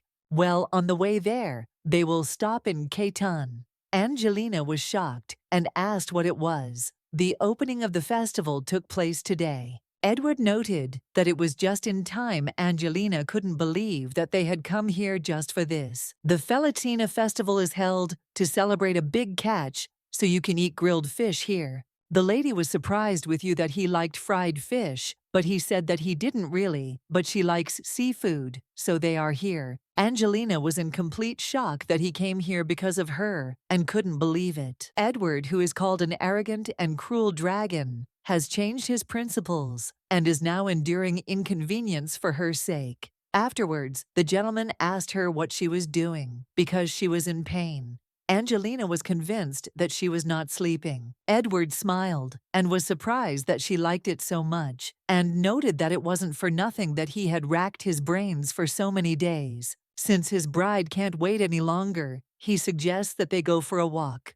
The festival is in full swing. Everything here is so different from the West. Besides, all eyes were on them, and she expected it, but she still felt somehow uncomfortable. Edward had never been out of his own land before, so no one would recognize him. If they knew he was the dragon, they wouldn't stare at them like that. But here, he is perceived as an ordinary guy with a handsome face. Angelina asked him if he was angry, and Edward confirmed this and said that it was all because everyone was staring and looking at her. But Angelina was sure that they were all looking at him. And she was also surprised with you that he didn't like it. The Duke confirmed this and added that the mood immediately deteriorates. On the last walk, he behaved as if he was bragging about her, so she does not understand at all how to adjust to him. Then she suggested that he return to the hotel, but he refused. He wants to show her the sea. Angelina was simply delighted because in front of her was a very beautiful azure expanse. Edward noticed that his rabbit was very excited. How could he say that she could look calmly? Angelina hoped that nothing would happen if she dipped her feet in the sea. After that, she suggested that her husband try it too, because it was very unusual. But Edward refused because he liked watching her. More, Angelina asked him not to embarrass her. But it was true. So beautiful that he didn't notice how time flies. Angelina asked him not to say that again, and the gentleman didn't mind at all. He embarrasses her with his touching words, so she turns away. Suddenly, she came across a shell and was very happy because she hadn't seen one for a long time. She collected these as a child, so she thought about how many she should get. Suddenly, the man shouted at her to be careful. Angelina did not understand what was going on. A ball was flying at her, and the lady had no idea how to dodge it, so she simply closed her eyes, but Edward covered her. And then he asked if she was okay. That's why he can't leave her alone. Angelina said she was just surprised. And then Edward turned to the guy and asked if he was ready to pay for threatening his fiancé's life. Angelina was just confused, and he called it a threat, so she thought about whether she should intervene. The gentleman apologized and said that due to his carelessness, he had caused them inconvenience. He is from the family of the Earl of Ailes, Benjamin Ailes. As an apology, he would like to make amends for the damage caused. Advent said that if he had his way, even his death would not be enough. But his bride would not want that, so they would accept compensation. So he will have to please his wife to react so calmly to Ed's threats. He is young, but despite this, he is quite smart. Angelina was afraid that a massacre would begin on the shore, but fortunately, it was avoided. The lady asked her husband if he was going to return to the hotel, but he said that he was not going to do so yet because they haven't seen the most interesting part of the festival yet. Angelina did not understand at all what he was talking about, and suddenly she saw fireworks and was in complete shock. The gentleman asked how these fireworks were, and it was very beautiful. If she likes it, then they will do the same at their festival. After his father died, loud noises began to irritate him, so he banned fireworks. Well, now everything is fine. He is with her, which means there is peace in her soul. If something was wrong, she could tell him, but suddenly they heard something strange. Angelina couldn't believe it. There were a lot of monsters around them. She didn't understand where they came from. The Duke had no idea where these monsters came from, because the appearance of the blood moon was still a long way off. According to Edward, these monsters appear when the red moon appears in the sky. Simply put, when the blood moon rises, so she doesn't understand at all why they are here now. Edward told Angelina to wait here for a bit and covered her eyes. He'll sort everything out and come back. Angelina was very scared and wanted to hide somewhere, but Edward could go crazy at any moment, so you can't stop watching him. Suddenly she attacked the gentleman from the other side. The monsters started attacking that same Benjamin child. They need to leave. Angelina thought about whether she could somehow help him. If she came up, she would only become a hindrance. Right, if he runs here, then Crawford's warriors will be able to protect him. So the lady began to call him to come to her. The servant asked Mr. Benjamin if he could go alone. The servant took out the sword and told the master to run. Angelina was very worried. There was just a little bit left, just a little bit more, and the monster almost pounced on him. Angelina started screaming, and the Duke immediately heard it and called her. Angelina did not understand at all how this happened. If she left him, he would soon die. So Edward immediately went towards her and killed that monster. And the servant approached the boy. Benjamin is barely breathing. It's too early. Very serious. If we do nothing, he will die. So Angelina decided to take the bracelet off her leg and use her magic. Well, Edward grabbed her and said she shouldn't do that. That's true. If she uses the village to me here, then all further plans will end in failure. But if she can save him, then she cannot stand aside. So Angelina said that she really wants to help this boy, but it is very dangerous. So Angelina asked Edward to take them to a quiet, secluded place, because he could do it. The Duke remarked that this was a very immodest request, but if they allowed this child to die, she would suffer for the rest of her life. The Duke said that he understood her and then hugged her and asked her not to cry. He ordered the servant to take the boy and carried him into the tent. Everything was as she thought. It will be difficult to cure him with only the stones she has now, but the power of the jewel can save him, so she decided to use magic to the fullest. Edward is irritated, enraged by everything. He couldn't avoid this topic. He tried to leave him to die, but she said she would suffer for the rest of her life. This cannot be allowed, even if they thought something wrong about him. The Duke did not understand at all where they were crawling out from. No matter how much you cut, there is no end to them. The servant noticed that something was wrong with these monsters. Edward decided to ask what. He looked to the side where his wife was, and could not believe that these monsters could feel the power of the jewels. The Duke did not understand how this happened, and asked the knight if the monsters had disappeared when Angelina went to the tower. The knight confirmed it and said it was the same as now. Until today, he thought it was because of his condition. Well, it's all connected to the fact that she's a jewel. Not only was there a guardian tree, but the monsters had this reaction too. No one should know about this. The man suddenly began to feel something strange. He had no idea what to do because his monsters were ignoring his orders again. He wanted to believe me who that it could be, because of Duke Crawford. His progressive madness affects the animals. They first behaved strangely on Crawford lands. Why would someone who had spent his whole life in the West go south? Well, something doesn't add up. If madness is to blame, then the previous Duke couldn't have died like that. At that time, the demons still obeyed him. Then he doesn't understand at all what's happening, just as he thought for a long time. Now half of the magic stones are activated, and this is a problem. Using monsters to take their life force and put it into stones that would be ideal. Well, after that, once it became known that the existence of monsters here was inevitable,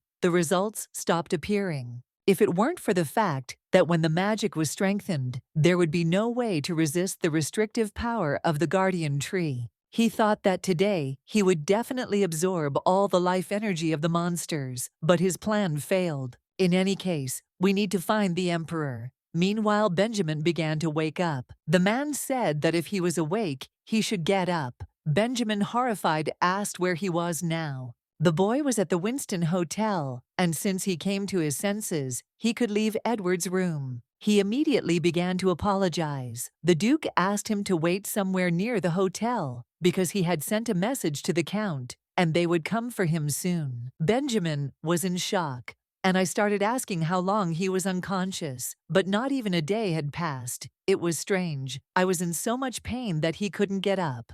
The master told him not to be surprised, because he called a familiar magician, and he cured her. And now he must listen carefully and keep it a secret that his familiar magician cured him. Edward merely saved him from a pursuing monster. And then the Duke asked Benjamin if he understood him. The boy said that he remembered everything. Meanwhile, Angelina was wondering if Benjamin would ever wake up. She wanted to be responsible until the end and look after him. Well, her husband said that they wouldn't be together all night, and he would look after him himself. Angelina thought that there was nothing wrong with this, so she was surprised, and suddenly her husband called her. The girl immediately jumped up and started asking what was wrong with Benjamin. Edward was surprised that the boy was more important than him now. Angelina said that it is not so, and of course he is more important. It's just that the sooner Benjamin wakes up, the sooner he can rest. That's why she asked.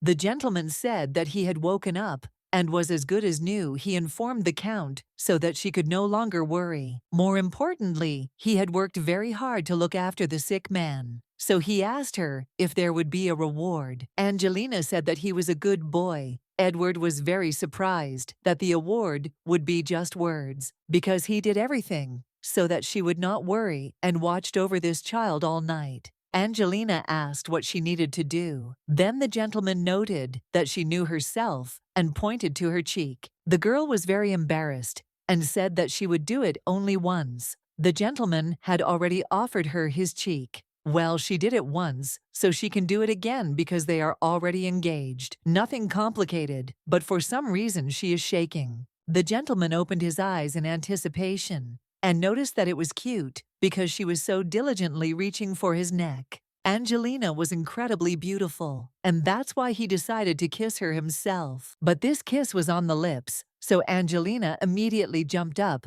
and asked him to stop it. She started screaming and asking why he had gone so far. It was the first time. It was so unexpected for Angelina because he didn't even ask. The Duke was surprised that this was her first kiss. Even when he was catching monsters, his heart had never jumped out of his chest so hard. That's why the gentleman said that this wouldn't work and that they definitely needed to take a walk. Angelina did not understand why it was so sudden and really wanted him to put her down on the ground. The man greeted the Lord and noted that the road was long and probably tired them. Well, people said that everything was fine because they got there thanks to the teleporter, and he was sorry that they couldn't arrive earlier. The gentleman said that it was nothing special because he had only contacted the Archbishop yesterday, and he was also grateful that he was still able to arrive. The Archbishop asked if they had finished burying the bodies. While they are in the process, it is not easy to establish the identity of each one. The man asked to first be taken to where the monsters appeared. When the Archbishop tasted this sand, he felt a very dark mana. His subordinates asked if this was a bad sign, and he noted that it was all quite contradictory. In that case, they must take action in advance in the temple, and the Archbishop confirmed this. But he turned to his subordinates and said that it was not time to come out of the shadows. Angelina was simply delighted when she saw the capital of the empire. Genoa and Lillian will meet here soon. According to the story, Edward may develop an interest in Lillian. Therefore, Angelina did not understand at all what to do, and her husband believed that she was simply seasick. The girl said that everything was fine, But he didn't understand why she had that expression on her face. Angelina is just a little worried Edward didn't understand at all when his fiancé would stop being such a coward. Edward said that she didn't have to worry because he was next to her. She just didn't have to think about anything. By the way, this is also his first time in the capital, and he is surprised that everything is so white. This doesn't suit this stinking place at all. Angelina giggled at this. The gentleman was surprised that she had just laughed. Angelina assured him that it was not a joke. Edward asked her to laugh again, and it surprised her very much. He asked her to laugh like that. Angelina understood him and tried to giggle again. She didn't understand at all what to do, because I thought he must have been really angry. So I started asking for forgiveness and saying that it really wasn't a joke. Edward laughed too. Angelina didn't want to say who that he was teasing her now. It's just the first time he's seen her laugh so sweetly. And it's weird, because when others laugh, it spoils his mood. But when his bride does it, it's so sweet that he's ready to die. So Eden asked her to always be as happy as she was today. Angelina told him to look, because it was the first time she saw so many people. They had such a long line, so she decided to ask what this place was. Edward didn't even know how to explain, so she said that if they were interested, they could go and see. It's the smell of baked bread, and it looks like it's a bakery. Angelina was just delighted. Edward noted that there were no strange pastries that she liked. Angelina noted that perhaps he would be inside. Edward said that they should go in right away, but Angelina tried to stop him because she thought that they should wait like everyone else. The Duke did not understand why she thought so. The lady said that all these people had been waiting longer, and he would not like it if someone pushed forward. That's why Angelina believes that they must definitely wait. Edward said that since his fiancée wanted it that way, they would wait. It's good that everything went smoothly, but suddenly she saw snow-white hair. This girl asked about her cake, and the servant said that it was already packed and ready. This is Liliana Schiavini, and I was immediately let in. Angelina did not think that they would meet so soon. And then she looked at Edward and wanted to say something, but at that very moment, Edward appeared next to that woman and grabbed her by the hair. Edward asked furiously what it was. Angelina was very worried. Liliana asked what he was doing. The Duke said quieter and more meat to scare his bride. Lilian asked in horror if he even knew who he was. Being rude to Edward turned to Angelina. He asked her what she had told him before entering. She had said something about the line and that they had to wait. That's exactly it. Angelina couldn't believe who got angry about it. Edward didn't understand at all why she dared to walk in the middle of the line. Lilian was simply horrified and screamed at him to take his hands off immediately. The woman's guards immediately appeared near him, and the man laughed and asked what the hell that was. She said if he couldn't obey orders quickly, then she couldn't guarantee that he would survive. The servants took it for their own and asked her if she was okay. She told him because he was a very ignorant man. She also told Edward that he would pay with his life for the harm he had caused, while she, as an aristocrat, will be magnanimous. When she saw him, she immediately became embarrassed. She told him to get on his knees and apologize, and then she would forgive him. Edward asked her who she was to decide whether to forgive him or not.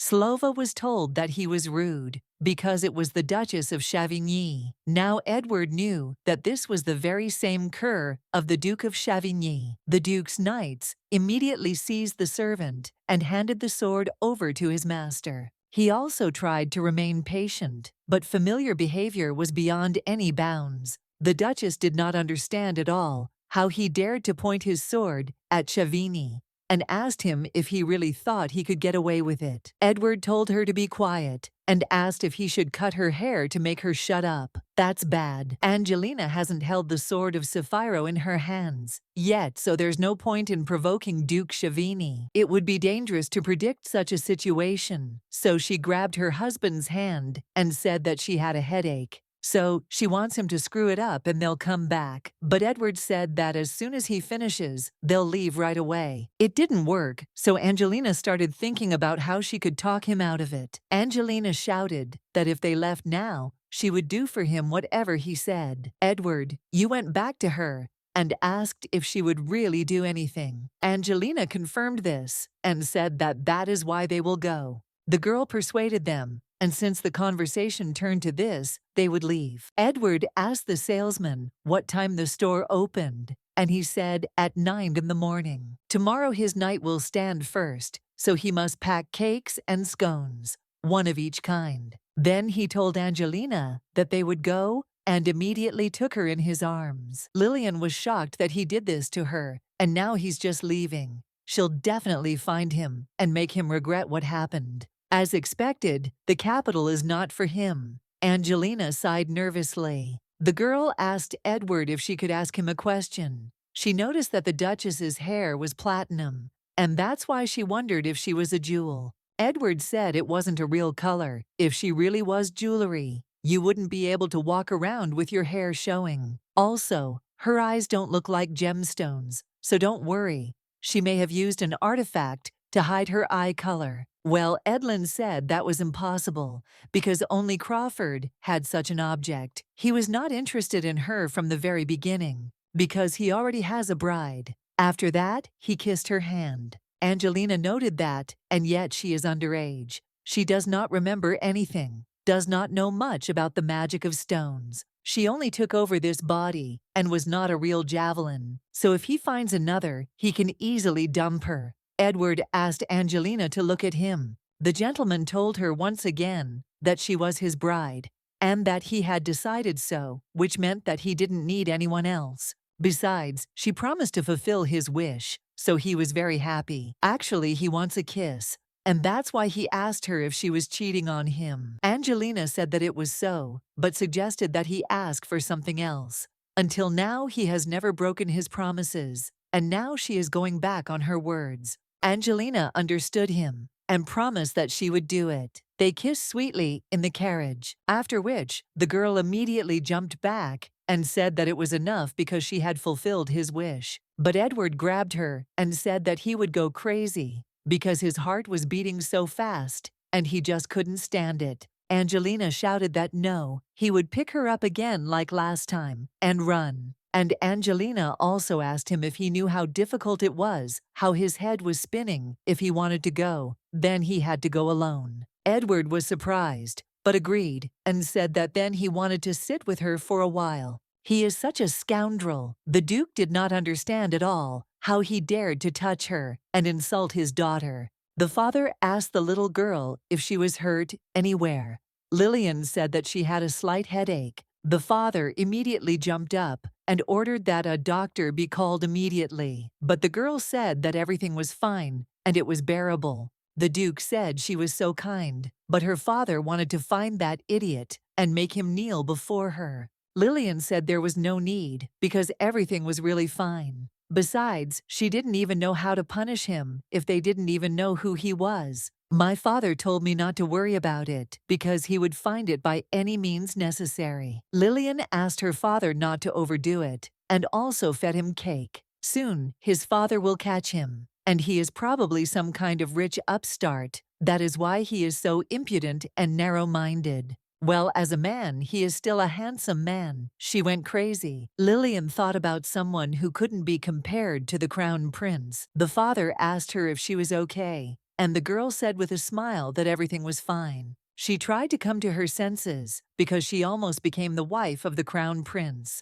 So in order to maintain power and authority, she also needs to know how to suppress the text, who is lower in status. The news about the Duchess of Chavigny was spread, and the Duke also sent a letter. Crawford made a fuss about his violent methods. He also asked what was wrong with Lillian. And fortunately, everything is fine. She was not hurt, and they did not expect such an outcome, even considering that he goes to the end if something does not suit him. Well, Duke of Chavigny is not interested. In fact, he was more surprised that Duke Crawford came to the capital. He had never accepted an invitation before. The servant also noticed this. He is going to visit a garden fair. This is completely unexpected. All this is for this to provoke Crawford. He received an invitation to all events taking place in the capital. No matter what reason they give, there will be a chance to look at his bride. Also, the Duchess of Petal arrived in the capital.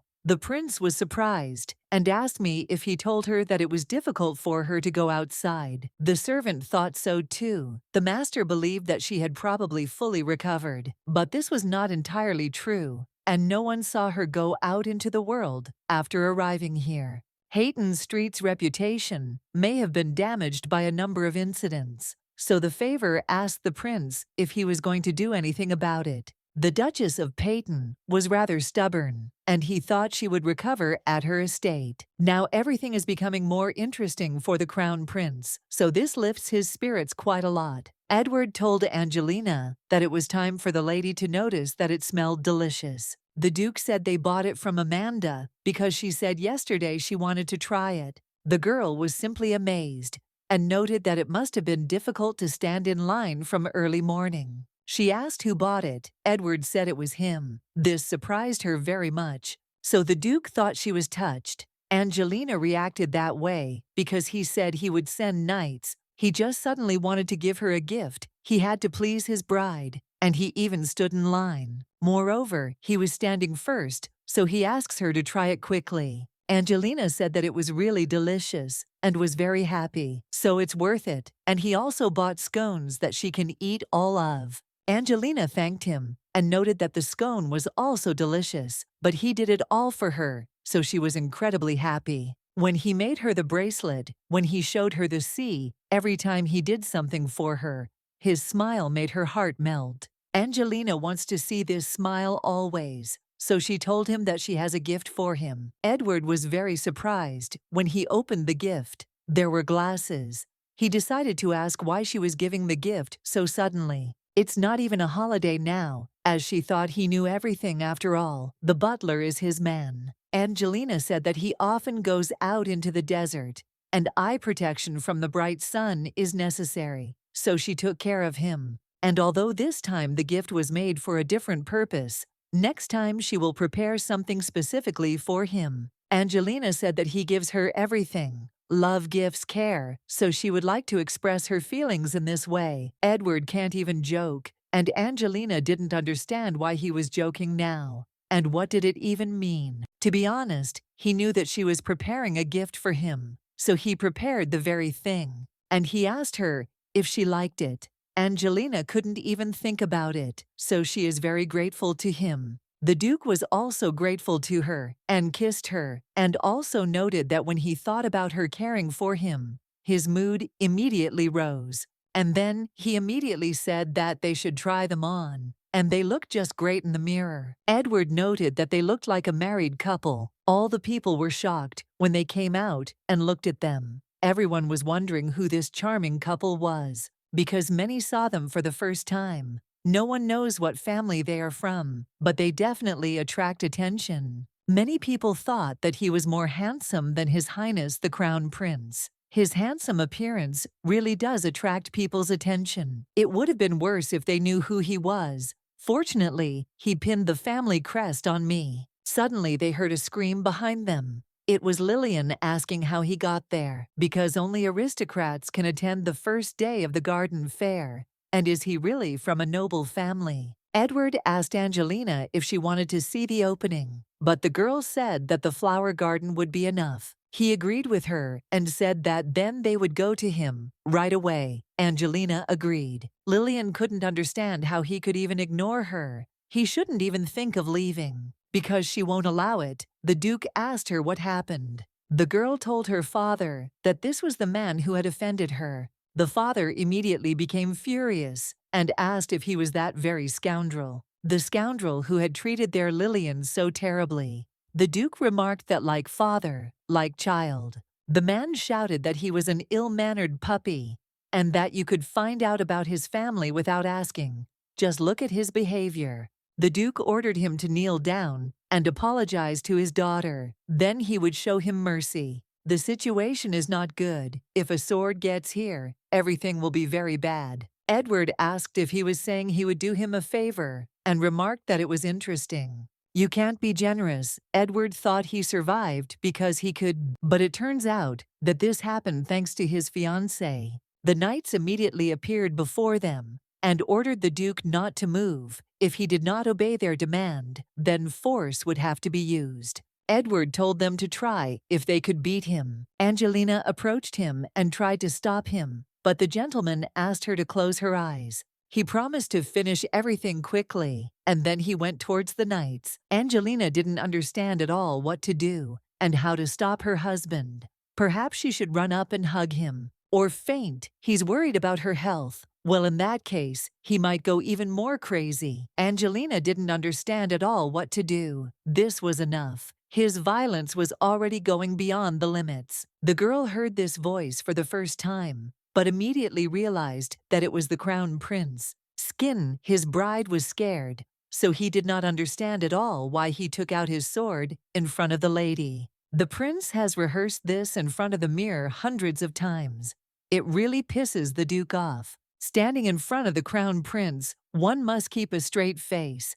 He planned to do everything according to plan, but he got in the way. Duke Chavigny was very surprised when she found out that the guy was the Duke of Crawford. All the guests were also in complete shock when they heard who this man was. He was the same crazy Western dragon. But suddenly, Edward turned to them and ordered them to shut up in an instant. After this, he turned to the knight and said that if anyone opened their mouth, he should tie them up. Now everything is fine. The Duke has settled everything, so he took Angelina in his arms again. He said that his wife should not be afraid because he would protect her. Duke Chavigny was in complete shock when he realized that this ignorant man did not even greet His Highness. The prince remarked that he seemed to value the lady very much by his side. The Duke of Crawford had wounded the lady, but the prince noted that he did not see any damage. He was so worried about her. Edward remarked that he thought His Highness was missing something. He never leaves alive those who are against him, and he doesn't even give any concessions to girls. There is only one exception, and that is his fiancée, Angelina. Angelina didn't understand why he kissed her so suddenly, because her heart started beating hard. It wasn't fear, it was something else. Edward started to think about her being sick, and he was very surprised because he hadn't shaken her very much. The prince never thought the Duke of Crawford was such a romantic. And then he asked him if he would introduce his bride to him. Because, sir, I am very interested in what kind of girl could have captured the Duke's heart so strongly. The crown prince addressed her. There was no way to avoid the answer, so she told him to let her go because she wanted to introduce herself. She needed to pull herself together, so Angelina calmly said that she was asking permission to introduce herself to the little son of the empire, His Highness the Crown Prince. She is Angelina Crawford. The prince noted that before this, she was apparently in a stupor. For this, the lady apologizes, because due to an unforeseen situation, she did not have the opportunity, so she greeted him only now. Everything is fine, and he hopes that she will not have any unpleasant memories. Thanks to his generosity and care, she has found peace, so she is grateful. The prince said that then he would give her a tour of the fair and reached out to kiss her hand. Well, suddenly Edward grabbed her and pulled her back. He said that he should not touch his woman. Duke Chavigny was shocked by how impudent this prince was. In addition, the prince laughed very hard. Chavigny told him that it was not funny, even if it was the Duke of Crawford. His actions had gone too far. But the prince did not understand what he had done wrong, and believed that he was talking about the fact that he had demonstrated his feelings for his bride. He understands this and doesn't want the opening to be delayed any further. Chavigny agreed, but noted that the Duke of Crawford had done something to his daughter Lillian. Besides, the prince noted that this was true and believed that Lillian was also scared, and he asked about it too late. The girl said a little, but everything was fine. The prince asked if she could look after the Duke of Crawford today, because he lives a little far from them. Because of this, he is a little group, and later he will deal with him. Instead, today he will accompany her, and later, besides, he asked if she agreed to it. Lillian remarked that it was an honor for her, and the Duke was very happy to see this. The princess inherited it, seems likes the Duchess of Chavigny. But what about the Duchess of Petal is unclear. Angelina was glad, because fortunately everything was resolved. When they started walking, the lady was very grateful to her husband for bringing her here, because she really likes it. Edward asked if it was true, and told her to praise him then. Even though she shouldn't know what he means, she understands.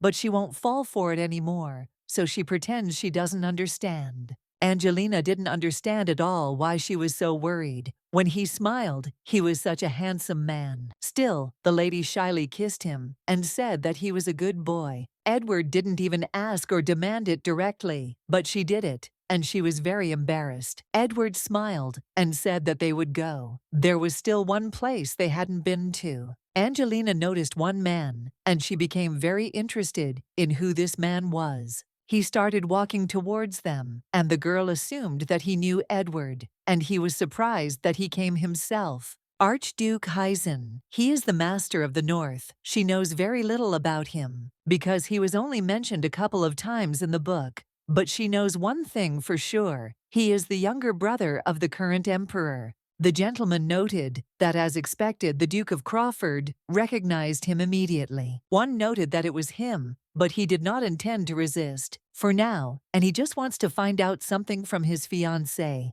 Angelina was very surprised by this. It was like déjà vu. They had definitely met before she decided to think about it. She remembered where she had met him. He had recognized her, the owner of this body back then. It was Archduke Heisen.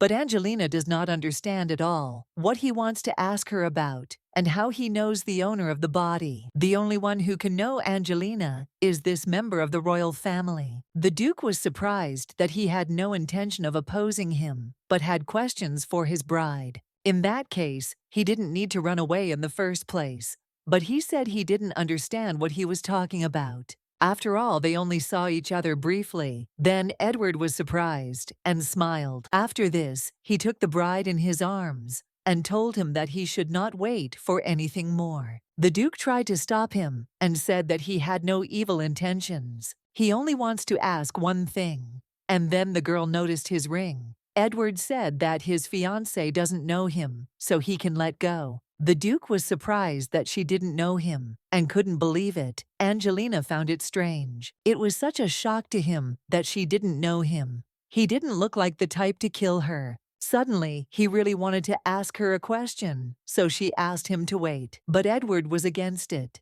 The girl said that the ring that the Archduke was wearing was similar to the one she had before. Maybe it will help restore her memory. And still, that man is dangerous, but her husband will be able to protect her. So Edward turned and told the Duke that he would give him a chance and he could come to the residence alone. It is dangerous to go alone, but the master knows there is no other way.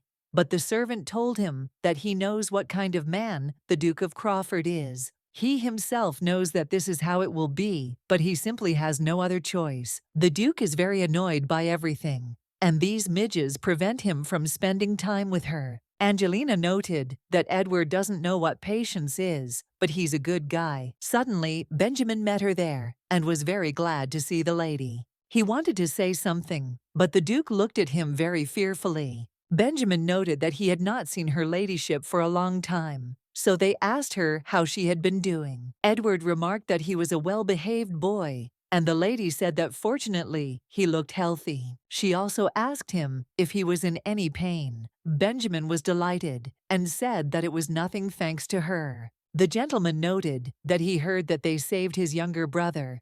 The man was pleased to meet him. His name is Caleb Isles. He is Benjamin's older brother, and he also wants to thank him again for saving his brother. Very politely, it seems the Count's family considers etiquette important. Edward noted that the boy was alive thanks to his fiancée, and if he wanted, he could thank her. The elder brother remarked that they would soon prepare a gift for her. He had not thought that his lordship was like that. Edward asked if he knew what would happen if his bride didn't like the gift. Caleb said they would do their best to please, and Angelina wanted to order her husband to stop because he was acting crazy. This wouldn't do, so she decided to change the subject and asked if they were going back to the mansion yet. The carriage was ready, and they said they were meeting friends. Suddenly, the lady noticed the coat of arms on the carriage and realized that it was the family of the Duke of Peyton. According to the plot of the book, Duke Python and Evelyn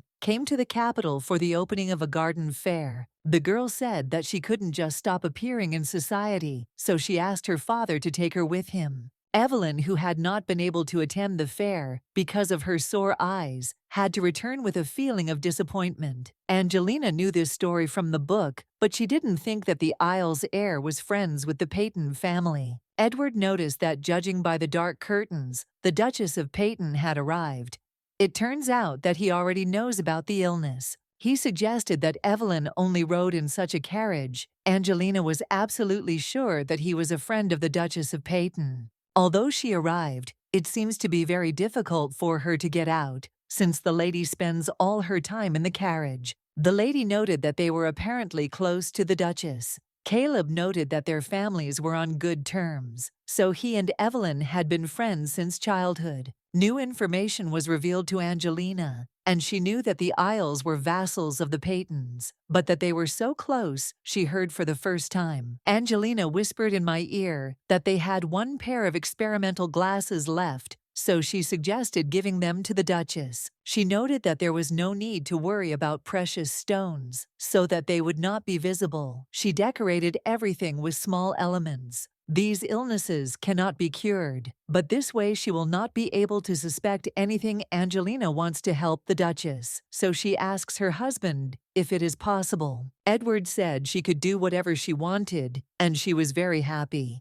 Great, that's a good start. Angelina said that she wanted to give a gift to the Duchess, so she asked if they could give it to her. Benjamin's elder son was surprised, and the lady said that there are glasses that protect from sunlight. This way, she would be one step closer to the sword of Saphiro. Evelyn had no idea how to get out. She undergoes regular treatment, but still cannot say when everything will return to normal. There are rumors here and there about how soon the Peyton family will fall. There was an accident in the Ilia mine. A series of incidents in the Peyton family. The scales tipped in Chavini's favor. What would the crown prince choose? She was a promising heir, but something went wrong. At this rate, the crown prince will choose the Duchess of Chavigny. The Peytons' expectations are dashed. The heiress's wings were broken. The Duchess decided that this would not do, and she had to do something. Caleb knocked on her door and then asked if he could come in for a while.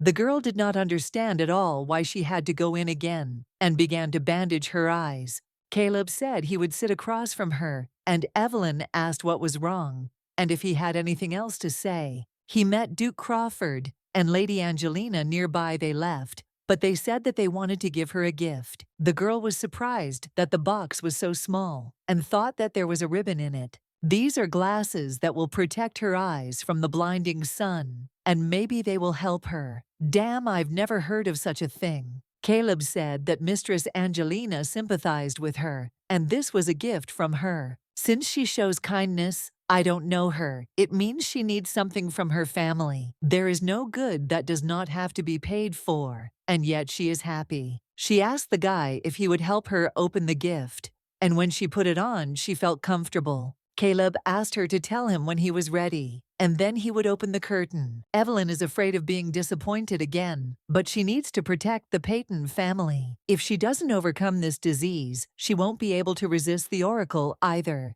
Evelyn opened her eyes and realized that they did not hurt her from the sunlight. She immediately ran out of the carriage, and the guy ran after her, shouting to her that she couldn't do it so suddenly, because if they want her condition, then they can't do anything. But the lady didn't listen to anyone anymore. Caleb brought her umbrellas and asked her to come back quickly, but the lady said that it was very beautiful here. The world is so beautiful when she sees it. It even makes the lady cry.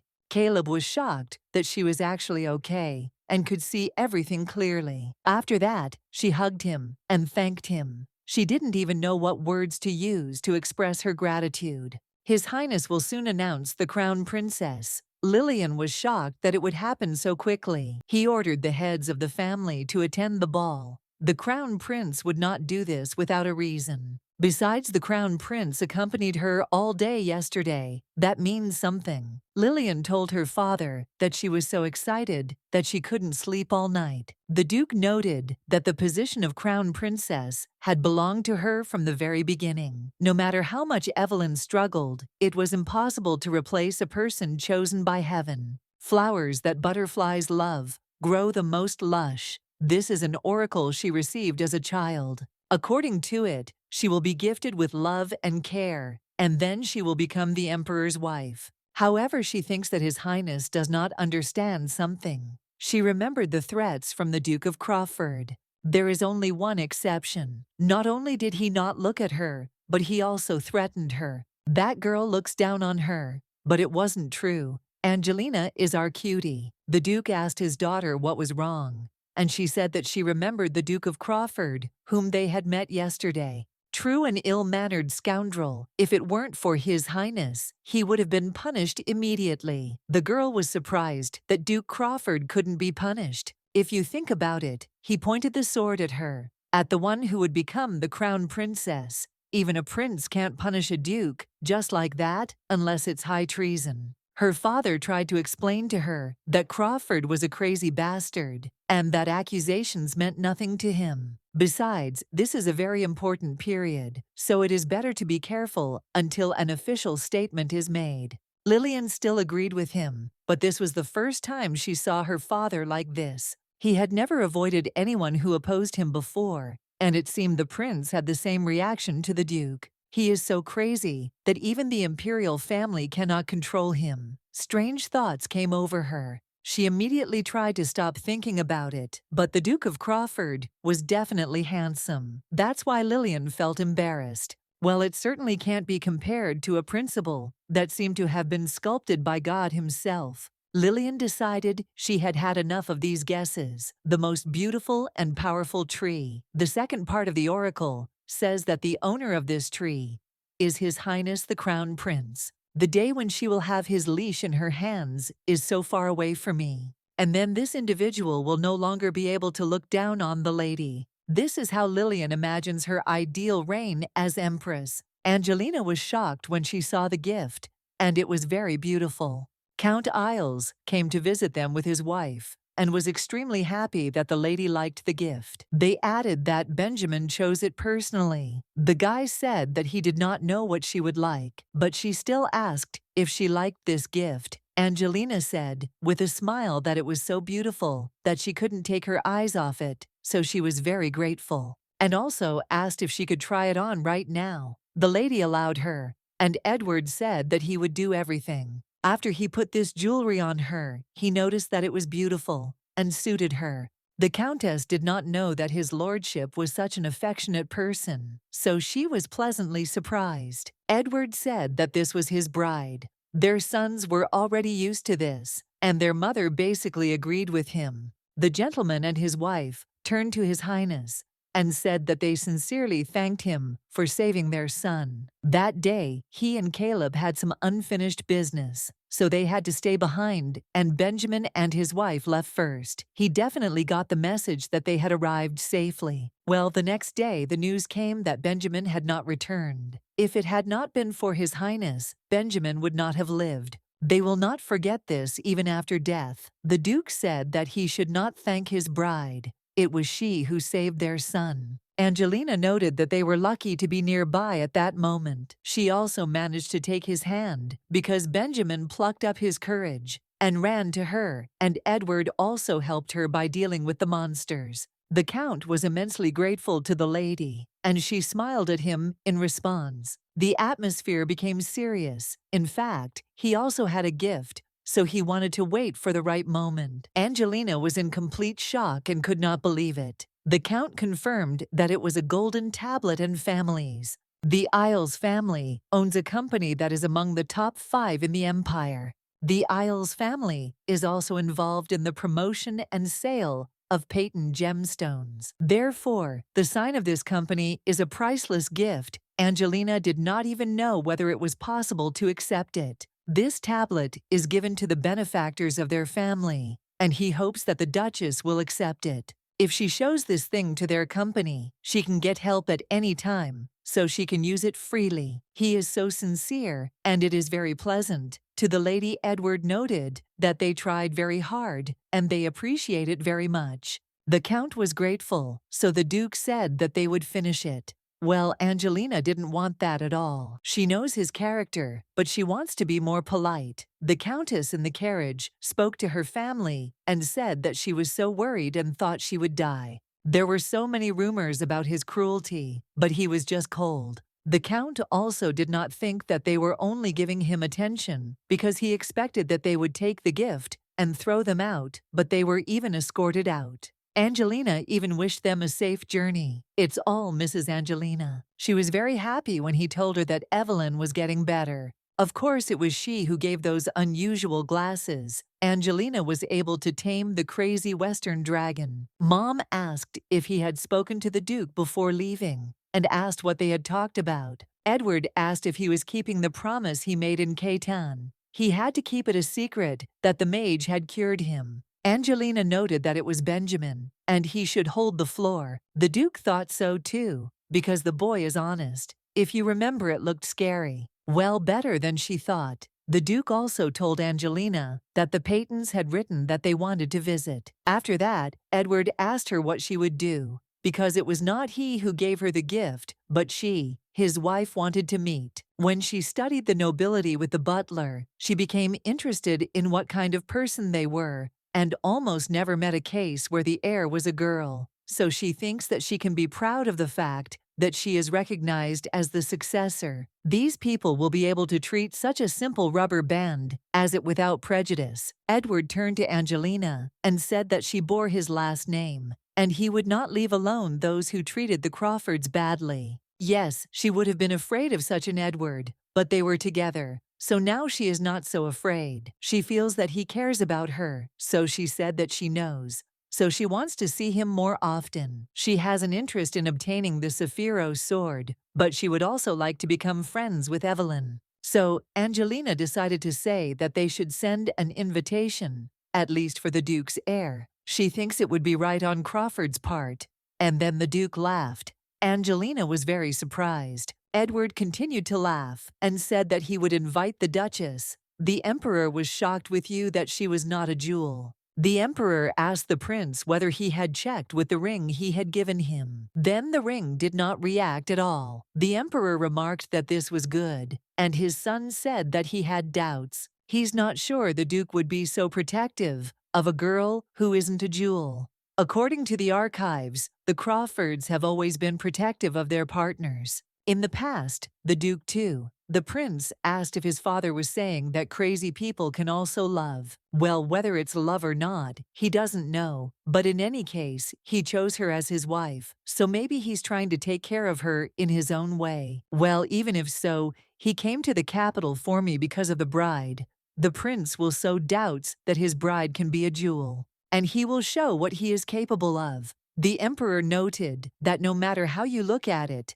this is also arrogance. In fact, Crawford seemed reserved compared to the bloodlust he showed Chavigny in front of so many aristocrats. The Emperor asked if he had noticed anything strange about his body. This was not the case. We need to ask Methos to check Crawford's condition and understand what goals he had in mind when he arrived in the capital. He is ill. The Emperor asked his son how Caetana was doing. The prince said that the monsters had appeared, despite the fact that there was no blood moon. There were more of them than usual, and Methos told them not to worry about the monsters. But he is not sure if everything is under control.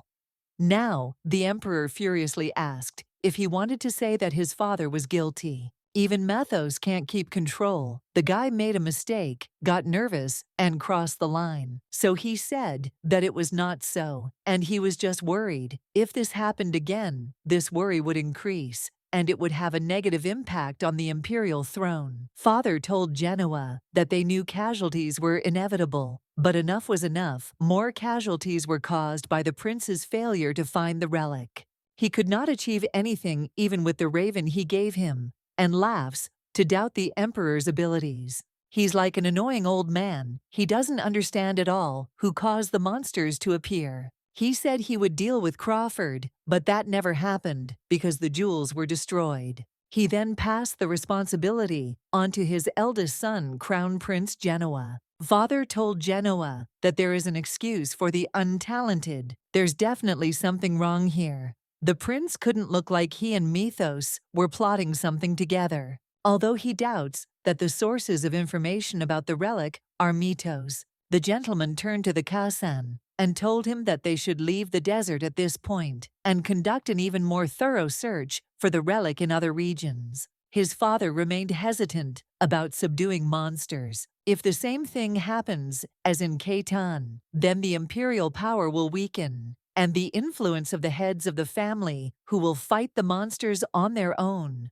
will on the contrary increase, and then he will inherit a useless imperial throne that will lose its power. This cannot be allowed. Evelyn didn't understand at all how she should understand. She was invited to the palace of the crown prince. He couldn't help but know about her condition and still sent a letter with an invitation. Perhaps it is contempt for the Patons, or perhaps an intention to show one's power. Choosing the princess is easy by comparing Evelyn and Lillian, because the choice of the crown prince seems obvious. No matter what it was, if the crown prince was using their family, then she was using him as she wanted. I asked if the road was difficult for the lady, and Evelyn said that it was not so, and everything was fine. That's good. I prepared tea leaves from the east, especially for her. Thinking about tea, the crown prince did not even close the windows from the sun, knowing about his lady's illness. But still, the girl thanked him for his concern and smiled at him. In principle, I was quite surprised to hear the news about her arrival in the capital, and began to ask if everything was okay with her now. Evelyn said she was feeling much better. Genoa noticed that her glasses were rather unusual, and it was the first time he had seen colored lenses. Evelyn hasn't fully recovered yet, so without them, she would have a hard time. The lens is dark, it dims the sunlight. Thanks to these glasses, she is getting better and better every day, so she thinks she will be able to attend the ball. It is wonderful. The Duke must have been relieved. The lady remarked that she was grateful, and her father was quite pleased. The prince came to the main topic and noted that they said that she was preparing to become the successor, and he asked me if the Patons had any opportunities to demonstrate her abilities. Artfully, the girl said that these are her roots, and there is no other place where she could grow up like in her family. Even though he thinks highly of her,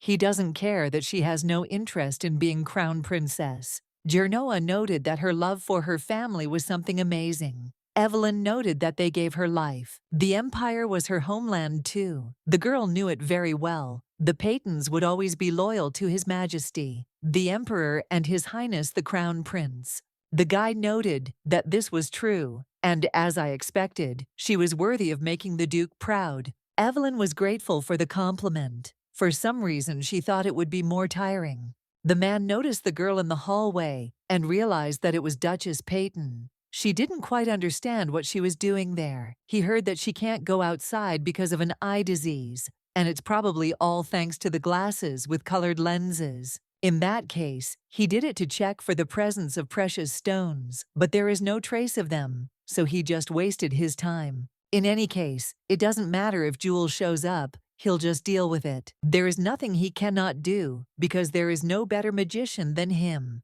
Well, it was time for him to carry out His Majesty's order, so he decided to go. At the same time, the Duke of Crawford's family, the Archduke, was grateful to be received here, as Edward wished he came here without the accompaniment of knights, so the man asked if he would let him talk to his fiancée. Ed said that if he would take his dirty look away, he would let them talk. He apologized. It's just that she looks like someone he knows, so he asks the Duke to stop it. Angelina did not understand at all who she looked like. The Duke asked what he wanted to know. The Archduke wanted to know about the girl's mother, and this brought both the Lord and the lady into complete shock. After all, it was so sudden. Sir, know that the question is unexpected, but it is really very important for him. That day when they met in front of the fountain, he actually thought he was dreaming. This was the place where he first met her. He first saw her in front of that fountain. Only now did Angelina understand why the Archduke behaved this way. He saw someone's image in her. Judging by the fact that she didn't know him, the person he was looking for might not be her mother. Or maybe she just forgot him. Even if that's the case, he needs to know everything. He definitely needs to tell her something. So the gentleman asks Angelina if she could tell him about her mother. Angelina would like to help, but unfortunately she doesn't remember anything about her parents. The Archduke was surprised by this, and Angelina confirmed it once again. Edward said that his bride had no memories of what happened before she met him. She didn't even remember her name. It may have been an accident. They can't know. But when he found her, there was no damage. The gentleman said there was something else that would help them figure out who his bride was. It was that ring. When he first saw Angelina, she was wearing this ring. The Archduke was in complete shock. The Duke said that it was similar to the one his guest was wearing.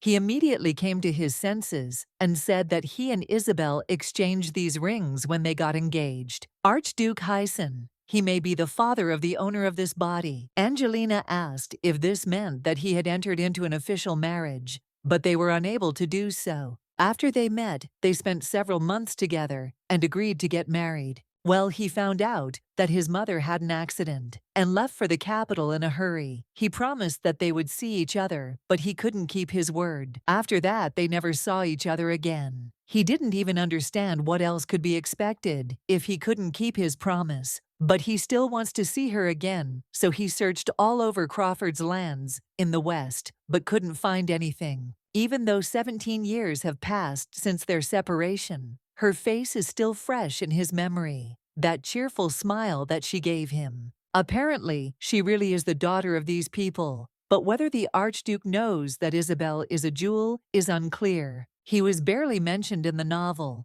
but the fact remains that Hyson is the Emperor's brother. Angelina understands the Archduke's feelings for Isabelle.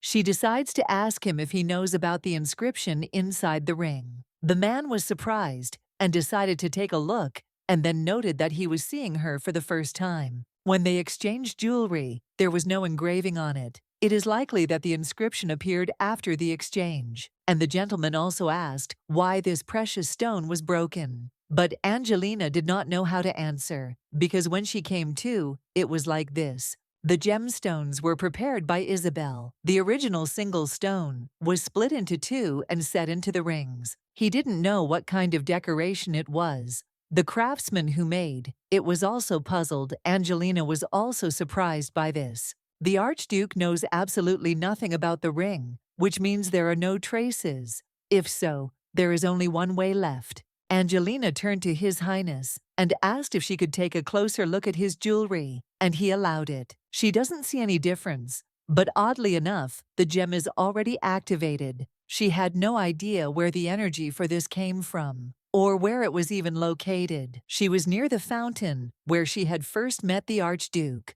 The girl did not understand why this particular place. She saw the Duke saving a woman from a cart. He asked if she was really okay, and if she was hurt. He looks younger than he does now, but it's definitely him. The woman said she was okay because of him. Seeing this woman, Angelina understood why she was here, because the gentleman said that he saw her for the first time in front of that fountain. The stone in the Archduke's ring brought her back to her memories. It showed her everything right down to the owner's clearly perceptible feelings, and the owner of the memory is none other than the Duke. The girl did not understand at all whether a person's smile could be so bright.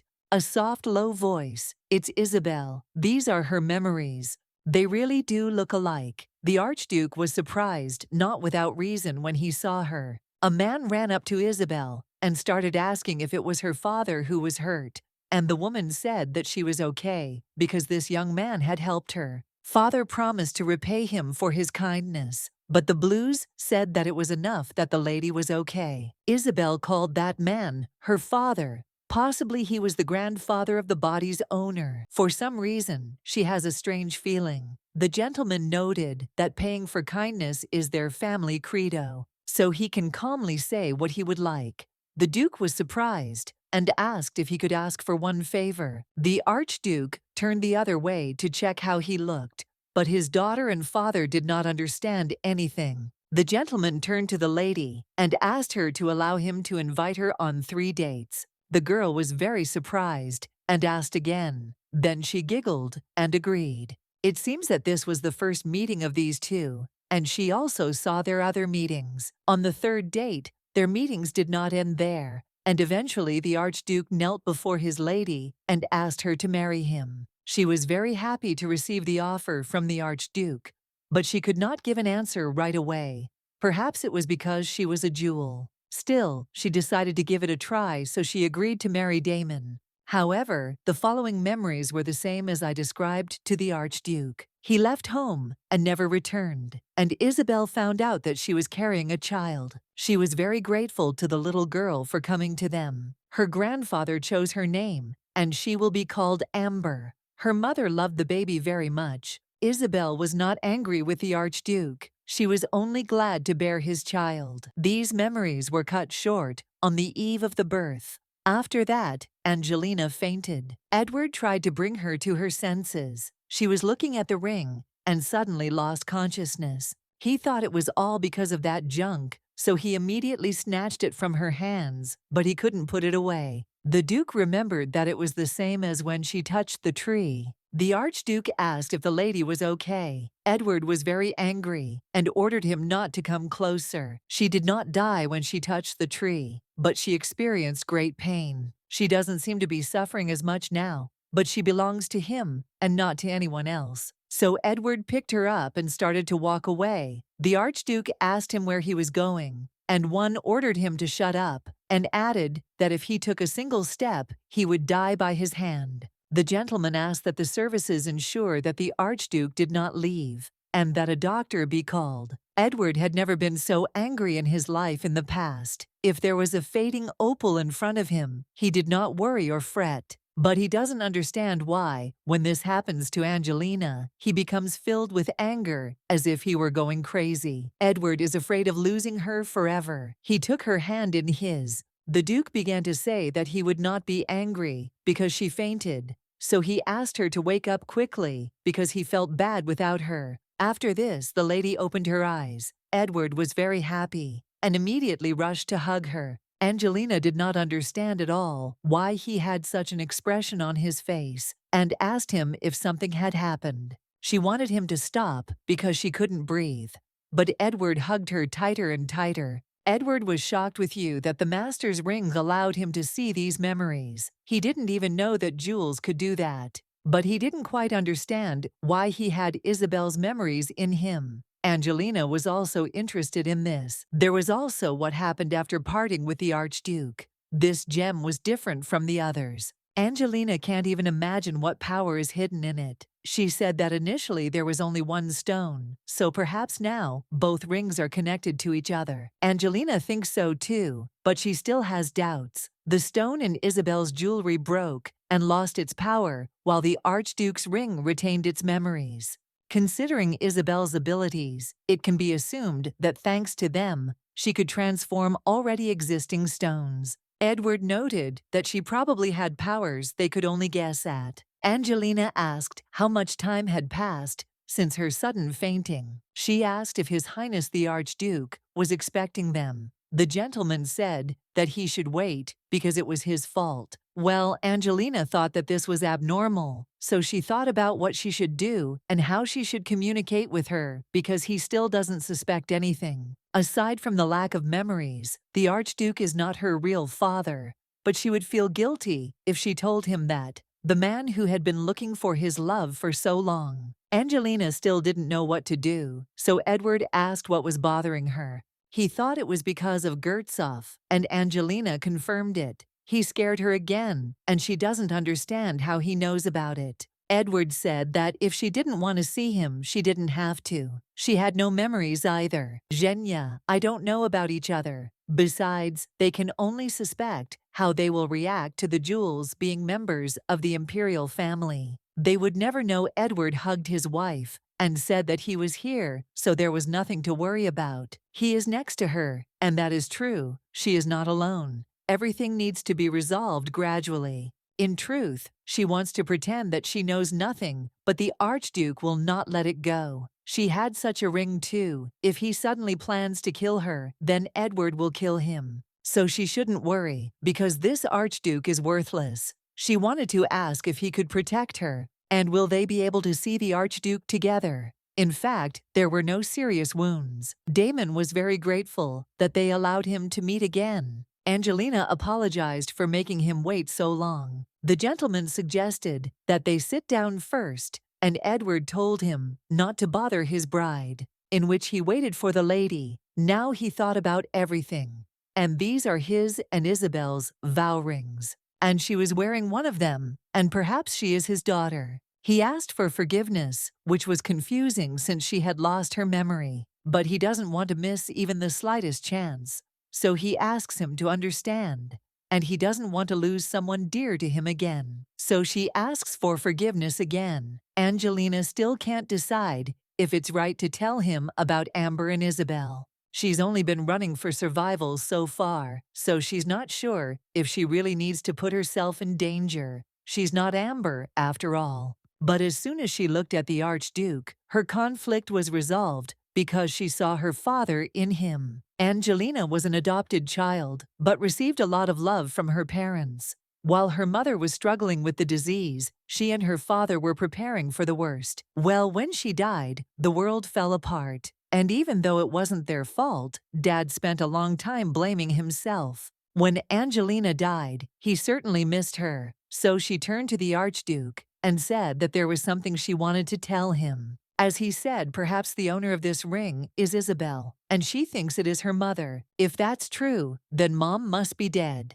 The Duke didn't understand what it was saying, because she had said before that her memories were gone. Angelina looked at her husband, and he said that she could do whatever she wanted. So she told His Highness that first he needed to know that her life depended on what she was about to say. Angelina Giavelli. The Duke could not even think about it, because he thought that Isabelle was from another family. It is possible no one knew about the jewels back then. If they had not been discovered, there would have been no persecution either. Damon noticed that Edward spoke as if he knew everything. Their land was simply under Crawford's protection, so of course he couldn't help but know. The Archduke would be ignorant. He asked if there was anything else about the jewels, what they could tell him, and why she thought she was dead because of the sick. Damon noted that Isabelle was probably dead, and that was why he couldn't find her. When Father went to Ambria, there were no survivors left. If the wild tribes had not invaded, then Father would have protected the jewels.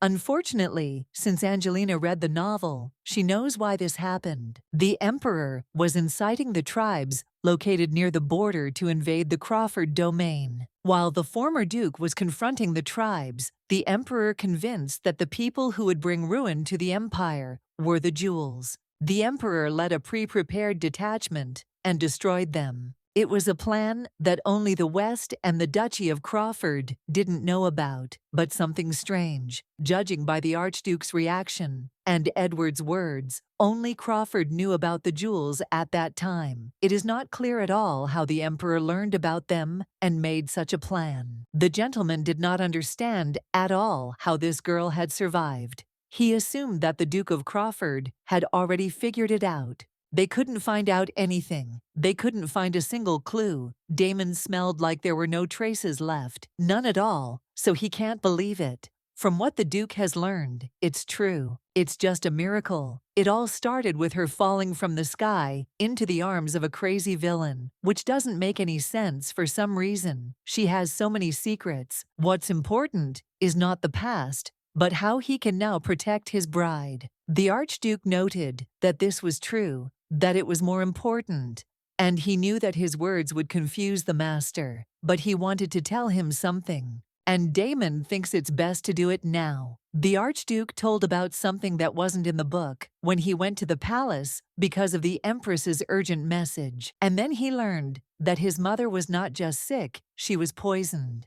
Eventually, the Empress died, and the murder could not be solved because the servant who had mixed the poison into the food committed suicide. However, there was speculation that it was the reigning Empress who did it. Everyone knew few could send mercenaries to the second heir. Damon didn't care about the throne. He thought his older brother should take it. The problem was that the ruling empress didn't believe in it. The Archduke spent the hectic days at the funeral, fighting off assassins. When everything calmed down, they were supposed to meet with Isabelle, but it was too late. There wasn't a day that he didn't regret. I should have been afraid to tell about my status. Angelina believed that this was why he left the Imperial palace.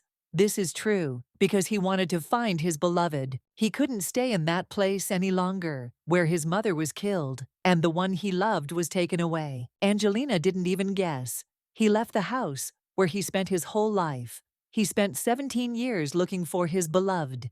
It was so hard for him to go through all this. A man who until now didn't even know about the existence of his child. It's funny to come now and call himself a father. So he will say only one thing, that he never abandoned her and Isabelle. And he also asked Angelina for forgiveness for coming only now, and for not being able to protect her mother, leaving her alone. Angelina stood up and moved to sit next to the gentleman, after which she took his hands and said that Mom had returned to Ambria, probably to protect her. That's why Angelina doesn't blame him, and her mother probably didn't blame him either. Angelina believed that this was why she gave her the ring, to let her know that she was not alone. After this, the girl thanked him for not giving up and finding her. The Archduke promised to protect her, and this time he would never let her go. The girl told him to call her Angelina. The gentleman said that he did not need to be escorted further because she was not feeling well either.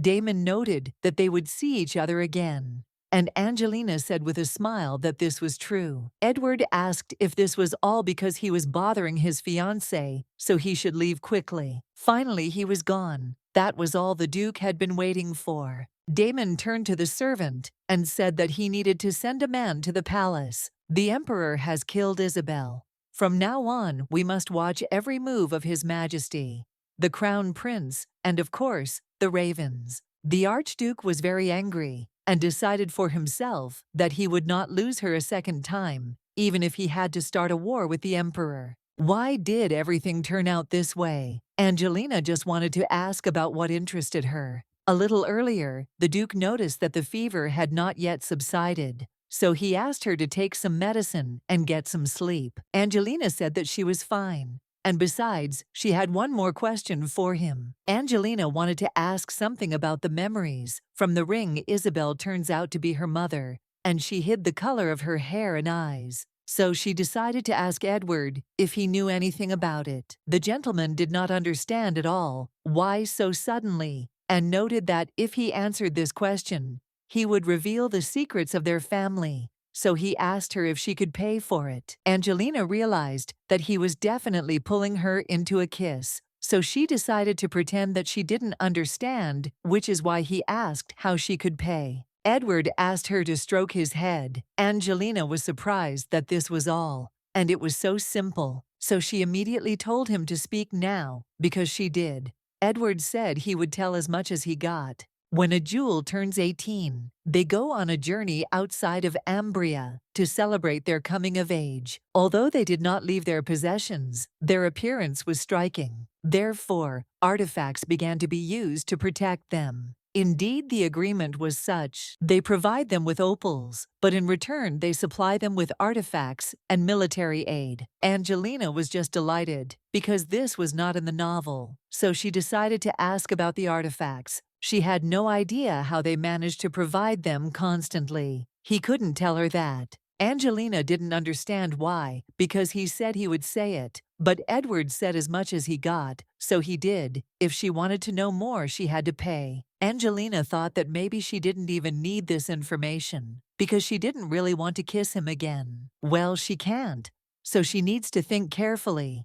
They're talking about things that aren't in the book. This could prove very important for Edward's fate, and if he lives so, will she? Edward was surprised with you that she won't do it. She won't be able to, and since this is the level of her determination, then he leaves. That can't be right. He won't give in so easily. He's Edward Crawford, the crazy Western dragon who doesn't know how to give up. And then he turned to her and asked if he should give her another chance. And Angelina smiled. There's nothing to worry about. She's done it before. True. The atmosphere is a bit strange. That's why she's worried. So that's it. But still she kissed him, and now asks him to speak faster. Edward was shocked by how serious their weak little rabbit was. Well, if that's the case, then he's obliged to tell. In the Crawford family, along with the curse, comes the blessing of the dragon. Heightened senses, outstanding physical abilities. They have inherited not only this, but also magical abilities, and they are always healthy and immune to poisons. Then it turns out that because of the curse, the use of magic is limited. You can strengthen the sword or create an artifact, and so on. Frequency of use is minimal, only to help the jewel. Yes, agreements with the jewel could not be used. That's how it was. No matter how much they talked about Sephiroth's sword, she was curious about why Ed suffered at the hands of the Crown Prince. He had no chance to use his abilities to their full potential. All he could do was endure the madness due to the limitations of magic. There is something else, so the Duke began to ask if she was curious to know about it. Angelina understood that this was the last secret and began to ask what he wanted. Edward asked her to allow him something. Angelina was surprised and asked what it was because she was interested in what he wanted. Edward began to reach closer to her. Angelina asked him to stop. The man realized that he couldn't do it on the lips because she would get angry. He wanted her not to worry because he would kiss her on the cheek. Still they kissed, but when the Duke opened his eyes, he saw that his wife was crying. Edward didn't understand at all what it was, and the girl began to run away from him. Edward ran up to her and started hugging her and asking her to wait. Angelina asked him to let her go. The man could not believe that it was so disgusting. He likes her very much, that's why he wanted to do it. He asked if she really didn't like it so much that she got so angry. Well, it's not disgust, but he's worried that he might be able to help, which is why she asked. Angelina said that he doesn't understand people. He deceives, mocks, and hates. Edward apologized and said that he was to blame, but asked not to hate him. Angelina asked him who said that she felt this way towards him. After all, Edward apologized. Then if he asks properly, she will do it. After that, he picked her up, and they both became embarrassed. Angelina noted that it depended on the situation. Edward's thing is that she said that if he asks nicely, she will listen. He saw it, so he understood her, and next time he will touch her heart. Edward needs to tell her his final secret. He said that Crawford, along with the blessing of the dragons, inherits the curse of God. If ordinary people drank their blood, the case would not be able to withstand. Angelina did not understand what this meant because she had already done it. Well, she is an exception because she is a jewel. As long as they are a people under the protection of God, madness cannot affect them. Angelina believed that this was why he gave her his blood to drink, to check whether she was a jewel or not. At the same time, he made a blood contract. So in the novel, Edward fed Lillian his blood, and all in order to check her belonging to the race of fairies. Not being in love, he had to do it. Edward asked her not to make that face. Edward said that he couldn't live without her. He tried to puzzle her with me, but she wants to free him from the curse. So she said there was something it didn't tell him. There, she saw the introduction of her mother and grandfather talking, and they said that they needed to find the sword of Sephiroth. Right now, she doesn't know how to break the curse, but this sword made from dragon scales, like their people, is connected to Crawford. Angelina can prepare a defense plan. The sword of Sephiroth is on the mountain meter. Father asked Evelyn if she was worried, and she said that she was a little worried. She had only heard gossip. This would be the first personal meeting. And yet she was curious. Why did she, a person she didn't know personally, receive such a gift? Benjamin or Caleb can't have any personal gain. As for Ms. Angelina, she did it because she really wanted to help. In the end, they will all have to deal with Crawford, whose army is the most powerful in the Empire. The mad Western dragon, the killer of the desert. Here someone will cut your throat without hesitation if he gets angry. Therefore, you can never relax. Edward helped Angelina because she got dirty with cream. Evelina was shocked by his behavior because she could not believe that he was that crazy Western dragon and killer. She knows the rumors are wrong, but not that wrong. She's not even sure it's the same person. She heard from the Isles brothers that the vision situation has improved a little. Evelina was shocked and asked again, and then she confirmed it and said that it was all thanks to the lady. Angelina felt a huge sense of relief and smiled at the lady. Evelina was shocked, but still thanked the lady. If it were her, she would still be wandering in the dark. Angelina was still very glad that she could help. This girl charms Evelina again. It was good that she was friendly to her. It looks like the glasses really helped a lot. Now we just need to find the right moment. Edward told her that when the chance came, she should cure the Duchess completely. Angelina asked him, what if she got caught because of this? Then she should just cover her hands. He would take care of the rest. She wondered if it would be unpleasant if she suddenly took her hand. Suddenly, Angelina felt a gaze, and she was shocked that she met the gaze of a bird. After that, this bird was Little Window. The knight burst into the room and asked what was going on. Edward wanted to ask about this. The family therefore said that they would come to repay the debt, but something strange is happening. Angelina didn't imagine it, and she doesn't understand at all what's wrong with this bird. The Duke was surprised that the gentleman said that something strange was happening and asked what he was hinting at. The Duke thought Crawford thought they were involved. Crawfords don't do dirty things like that. The guests were shocked that he could use magic, but Edward said that he thought it was clear that it was an unusual bird. This is a familiar that was created with mana, and a flow of magic runs through it. Peyton assumed that meant there was a dark mage in the Empire. Now Edward pointed out that they had seen the evidence. It is completely unclear how this could be, and the lady wanted them to wait.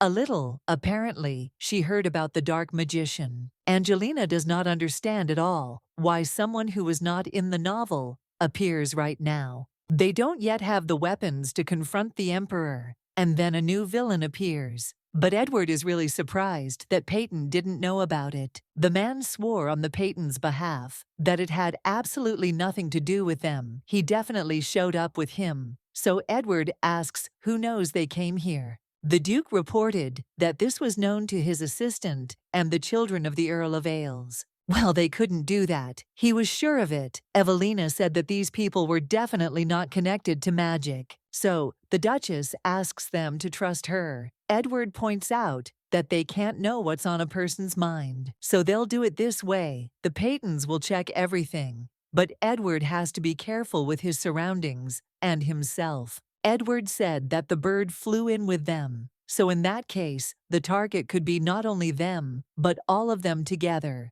Edward agreed and noted that they would not stop there for now. After all, this was not the reason they had gathered. Peyton agreed and pointed out that due to unforeseen circumstances, they had not yet expressed their gratitude. The man is very grateful for the glasses given to his daughter, thanks to which Evelina can safely leave the house. Angelina noted that she was glad that they helped, at least a little. Evelina said that it was not just help. She is the benefactor who saved her. Therefore, this girl is very grateful to Angelina. Peyton asked if there was anything they could do to help, as their family always repays the kindness they receive. Edward pointed out that there was something he wanted them to give him access to the Meteor Mountain. The Duke asked what the reason was, because he needed to know. He didn't seem to know that the Meteor Mountain was not just a mountain for their family. This is a sacred place, and he, as the head of the family, has the responsibility and duty to protect this place. Edward noted that the glasses were not enough. After all, Angelina did not understand why there was such serious protection. Even in the book, it only became known after the Crown Prince asked, but for some reason they guard it so much. The Duke asked how he could possibly heal the Duchess completely with magic. In return, they must listen to one more request. The man was simply unsure of how they dared to be his familiar, because Crawford's lands are protected by dragons, and the guardian tree, he cannot use a familiar to spy on them. So he waited for a moment when the dragon would not protect her, and entered inside, following the Peyton carriage. But for some reason, he was caught so quickly that the man was simply furious. and this emperor also irritates him to death. He is very disappointed in him after what happened in Catan. He must understand why Crawford came to the capital. He was very angry because if he had not met the gaze of his bride, he would have been able to find out something else. He met her gaze and then realized that ordinary people could not sense familiars. Also, Crawford, who has incomplete magical abilities, should have had difficulty recognizing the familiar, all the more hidden. But if she is a jewel, everything falls into place. No wonder he didn't understand why he suddenly got engaged. Because of her, the monsters got out of control. Then, he promised Crawford that he would come, and did not raise it. How dare he threaten him, because he should know his place. If he wants to die so much, then he will kill him, just like he did his father the Duke. And then he will get to his precious jewel. The Duke asked if it was really possible. The Duke asked if he had seen him destroy the familiar. The Duke understood, but it must have hurt. Angelina told him not to worry, because everything would be fine. If she was so worried, then Angelina would take her hand.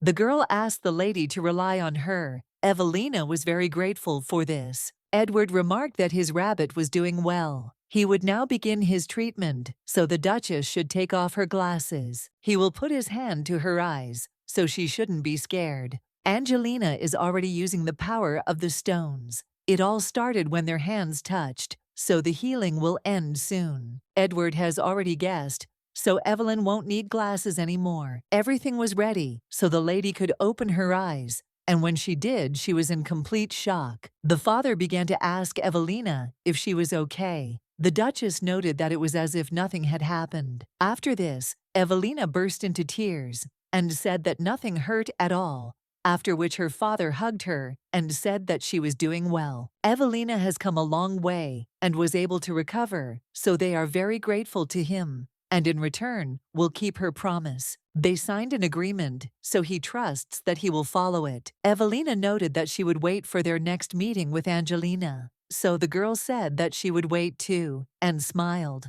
It was very good that everything was finally resolved, and all thanks to his bride and her cunning method. Angelina knew that he would guess, but where did that needle come from? He carries several with him for self-defense, and when he hugs her, he thinks it's better than a sword. By the way, Angelina wondered what the purpose of the familiar was. She thought it was Duke Peyton, but Edward said they couldn't know for sure. The girl whispered in his ear that this familiar might be looking for jewels. Edward didn't understand at all how she knew he was there. The girl felt an unpleasant looked around, and saw him. Their eyes met. This means that she saw this bird. Angelina did not understand what he was talking about, because they all saw it. Edward said that it wasn't true. Magic was used on her to hide it. Angelina didn't understand how he found out, and threw the needle. It was all thanks to his wife. He noticed that she was nervous while looking out the window, and decided to act immediately.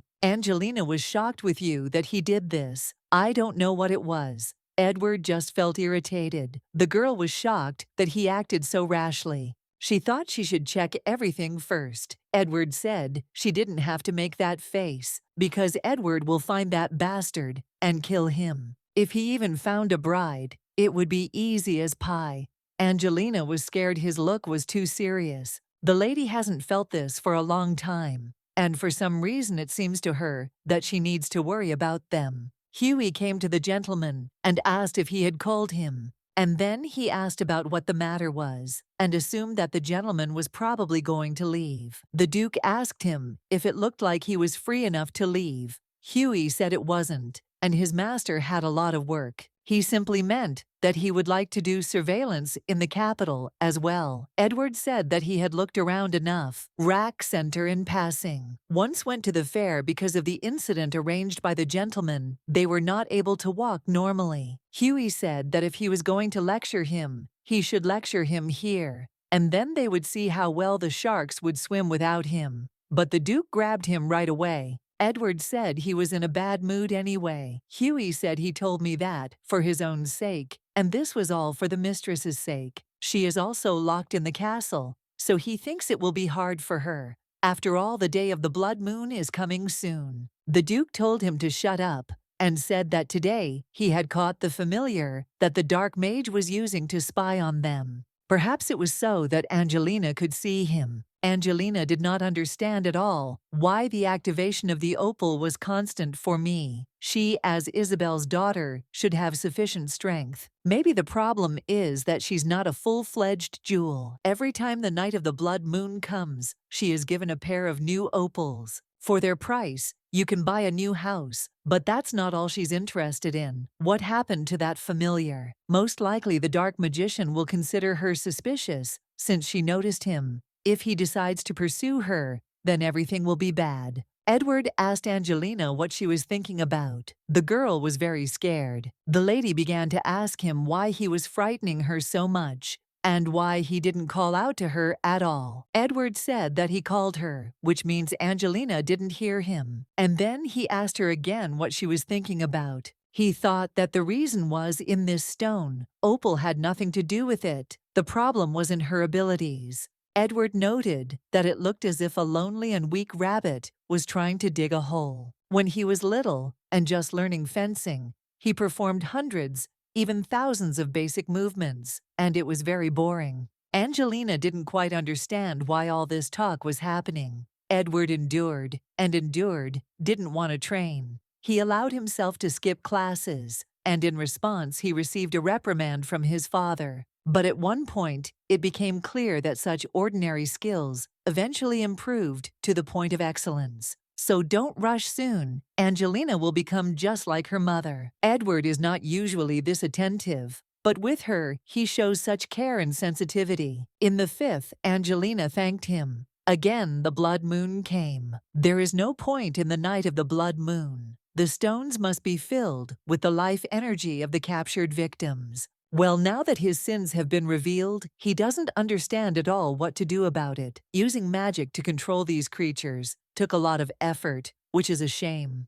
That's right, he needs to change his target, even though now he doesn't know that the bride and Crawford are jewels. But he's not sure yet if she can get rid of the monsters. Since everything turned out this way, he decided to take advantage of the opportunity to test it. After all, Crawford doesn't know that he is the one who controls the monsters. That's why he asked the demons to go to this duke. The duke immediately began to deal with these monsters and kill them. Beryl told the master that something was wrong. There were too many creatures here. It seems as if they have deliberately flocked here. In a crowd, they have united. The Duke said that creatures without intelligence are unlikely to be capable of such things themselves. Although no, they showed intelligence once. The day Angelina used the jewelry, and then he realized that perhaps their target was Angelina. He was very angry because they dared to encroach on what belonged to him, so he ordered to leave the garden and protect the main building.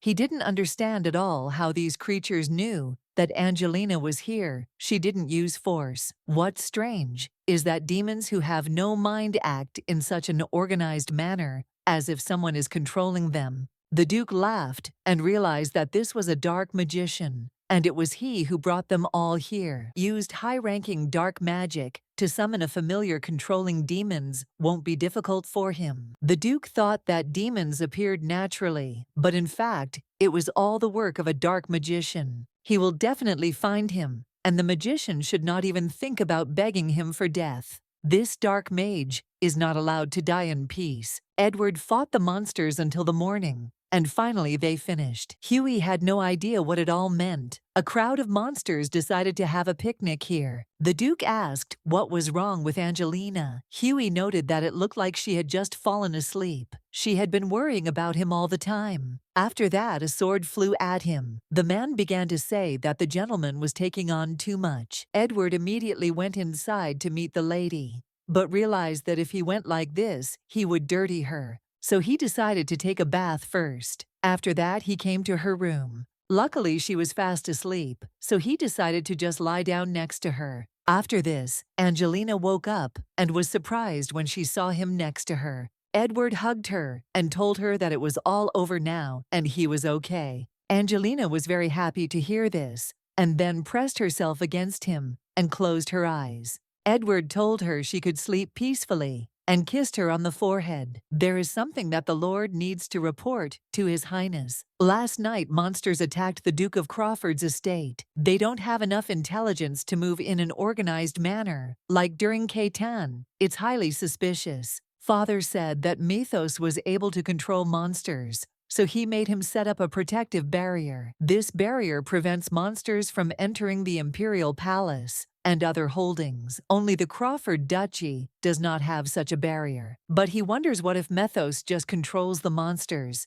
and manages them. Perhaps he has gone too far. Kassan has come to the master, but notice him that there is someone here. The man greeted the little son of the Empire, His Highness, the Crown Prince. He is Mythos. Kassan was shocked with you that this man is Mythos. Since he saw him for the first time, he counted it over his face and held the sword near him. Mythos told His Highness that he really thought he could intimidate him with such people. He did something, and Kassan felt pain. Thanks to the use of his drugs, their physical abilities improved. These dogs are raised by him. He deliberately provokes the master by using Kassan. It seems like he wants to observe his reaction, so the master asked him to let his subordinates go, unless of course he came here to quarrel with him. Mythos thought he would be like the emperor. She seems to have more determination. So he said that it was true. So the hereditary principal asked why he appeared before him,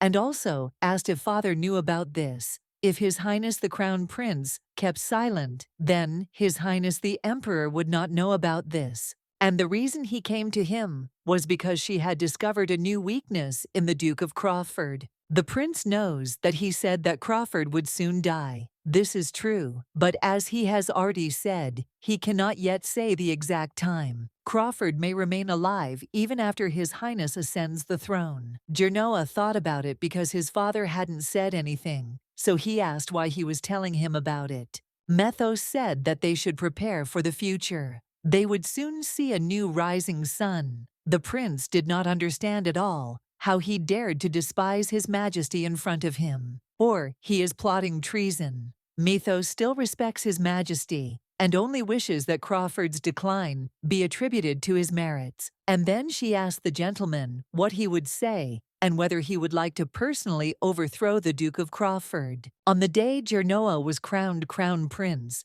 his father told him several secrets. Genoa, by the way, I didn't understand what all this meant. The monsters appeared because his father exterminated the jewels. The principal asked what was wrong with the subjects. If they revolted, it would be the end for them. The emperor did not understand what such pathetic creatures could understand. His son, I must pay attention, even to the aristocrats. As long as there is a barrier of Mythos, they will not be able to act recklessly. Genoa just has to do what Max said. That is, find the heart of the Tree of the Guardian. That's all they need. And then all the creatures will disappear. The Emperor will provide him with a raven, so he must find it. Damn Mythos. He only takes all the credit for himself. So why does he trust me more? Mythos said he would help the prince. Crawford's fall will be made by the hands of the Crown Prince, because it is unclear how long he will remain in the shadow of His Majesty, or else the master will allow all his achievements to be attributed to the emperor. Genoa noted that he was very cunning.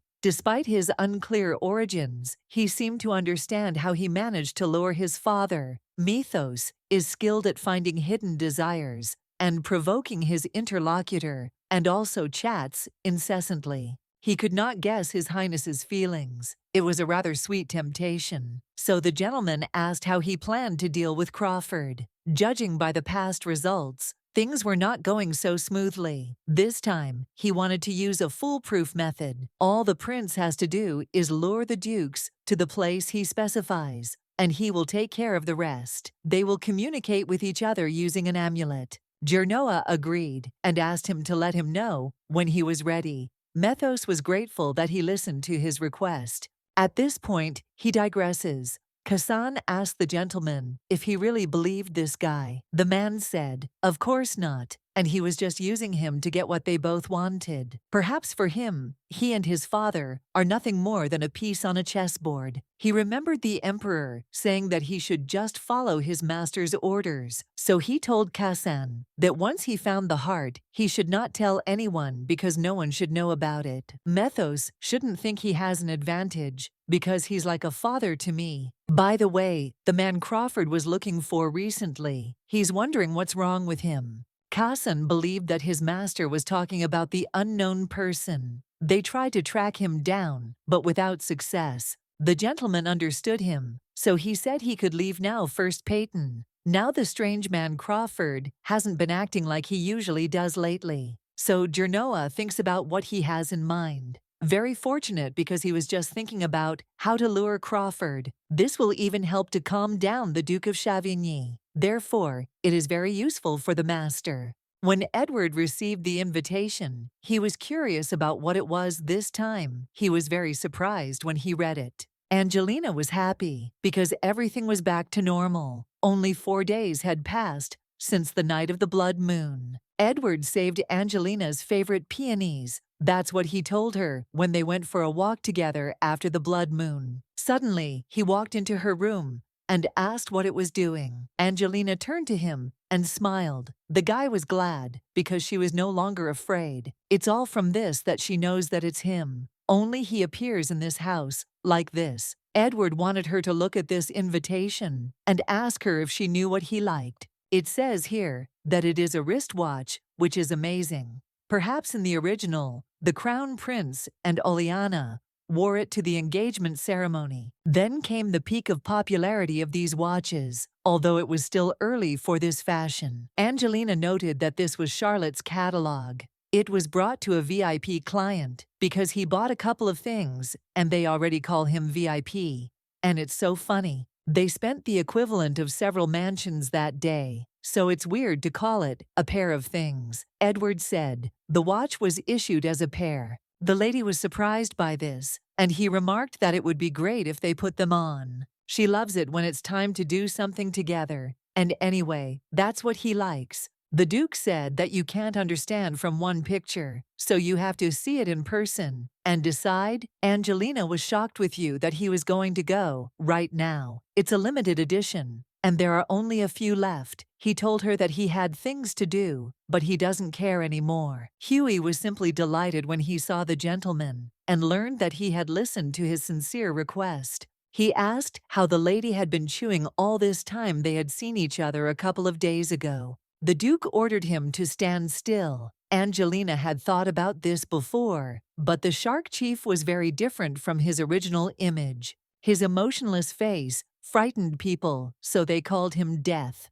Hughie asked the lady if the Duke had told her about the excursion on the ship, because he had found out everything especially for her. It turns out he's like that by nature. Edward asked him if he'd forgotten the order to keep his distance. Hughie doesn't understand at all why the master only despises him. If he knew how hard he prepared for today, he wouldn't do it. He also wants to talk to the lady. But the gentleman said that if he continues to make such noise, he will stay here. It seems that Angelina upset the head. It is not his fault that she was scared. Edward said that since she was scared, it was Hughie's fault. The leader was talking about a boat excursion, so the lady asked if today's trip had been planned in advance. The Duke thought about getting out once before leaving the capital. It would be a shame to leave without seeing it. Therefore, Angelina should not worry, because as long as he is around, nothing will happen. The girl was shocked because he took care of this too. If Edward says so, she's looking forward to the boat ride. Edward asked if she was being honest about it, because it would be fun if he went for a ride with her. Since they are going,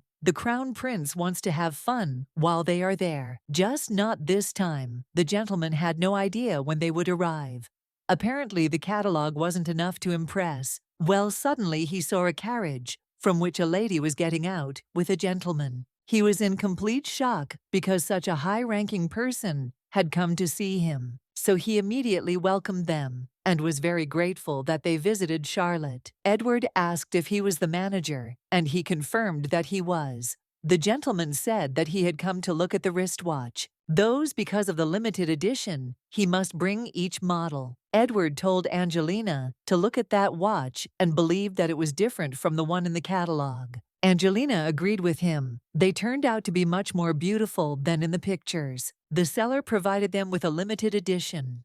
It is available in 4 designs, and the gemstones used in them are also different. Just look at them to understand how expensive they are. They don't need to be worn, but rather cared for. Angelina said that they are all beautiful, and she doesn't even know which ones to choose. So she wanted to offer to come next time, but the gentleman said that they didn't need this suffering, so they would just buy everything and ask to pack it. Angelina knew she had to stop him, so she started saying that it was too much, and if she was going to buy it, it would be better to buy 1 pair instead of several, as they would be much more valuable. Perhaps she could call them the first broken watch Edward ever gave her. The gentleman provided a design that is only being presented today. If they acquire them, they will become the sole owners on the entire continent. Edward noticed that in such a case, it was necessary to brag, so he put the watch on the bride's hand and then kissed her. And they also need to be told that the main character is Angelina. That's why they take them. The gentleman was very pleased. Angelina was worried because it turned out to be too expensive. He was supposed to sell them the watch he was talking about, and if everything went smoothly, he would reward him generously. The seller did as the Duke said and sold them. But that ring was made specially in their branch. He remembers that this was the first order for a men's ring. The delivery location was apparently the Crawford estate, and it turns out that those two are the Duke of Crawford and his fiancée, so he's not sure that everything is okay. The seller was already starting to think that he was putting himself in danger, and it seemed like he was in deep trouble. They say Mr. Crawford dedicated Charlotte and bought a watch. The Duke was surprised. A few days ago, the Crown Prince's palace. That day, he was disappointed that the Duke of Crawford had not received his punishment. Chavini said that this was not the case at all, and he was pleased that he had taken care of his daughter, Lillian. He was very grateful to him for that. Crawford is truly a nuisance, but it would be a shame to lose him because of his abilities. However, at the same time, he cannot close his eyes to the fact that he is threatening his family. This meant that he had chosen Lillian as the princess's screen. So the Duke began to say that he was definitely and absolutely right, because there is nothing more important than the well-being of the family. Before the wedding, it seems he should take Crawford by the ribs, so he asks the Duke for help.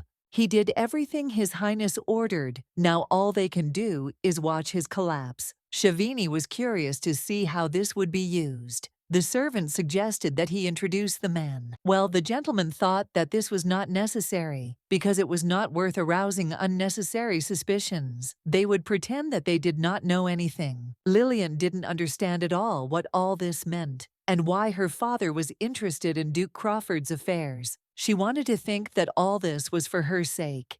In fact, it was not like that at all, but she was very happy. Just recently, her father told her that this man was a crazy bastard, and it was better not to mess with him. He told her about it, but he still plans to deal with him somehow. Just buying a watch for punishment is not enough. Lillian was very curious, so she decided she needed to go and find out for herself. This is what he really wanted to buy. A pocket watch inconvenient for women to wear. Plus, it's a pair of watches, so of course he wanted it. He and Angelina now have a pair of watches, so he's very happy. He continued to expand her collection and asked what she wanted to buy next time. It's so great. It's not that Angelina doesn't like it, but she really enjoys it. Suddenly, a girl turned to Angelina and said that this flower suited her very well. Angelina believed that this girl was selling flowers to support herself. Angelina told Edward that she wanted this rose, so she asked him to buy it for her. Edward said he couldn't pass by the flowers,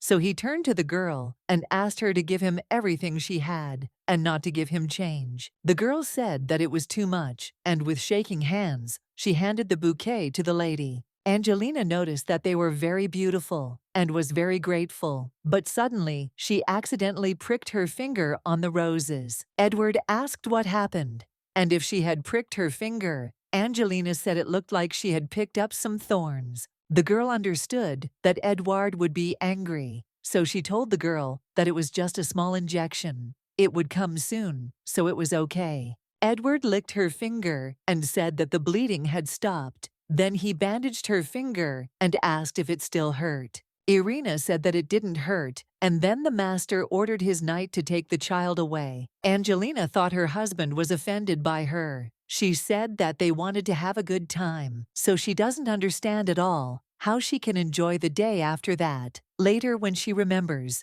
this day, the first thing that comes to her mind will be the child. She wants that when she remembers this day, she thinks only of him, of the happy times spent with him. He didn't understand at all why she needed these flowers, but he still agreed with her. Angelina said that she liked them very much and took them again. Edward never gets mad at her. He's just upset because she got hurt. Well, he healed her, and now Angelina is not in pain at all. So she asks him not to be angry with this child. Edward promised to think about it and smiled at her. And then she asked how she felt. Angelina didn't quite understand what he was talking about. And where did her husband want to know if she was happy now? If you think about it, she doesn't even remember the last time they spent time so calmly.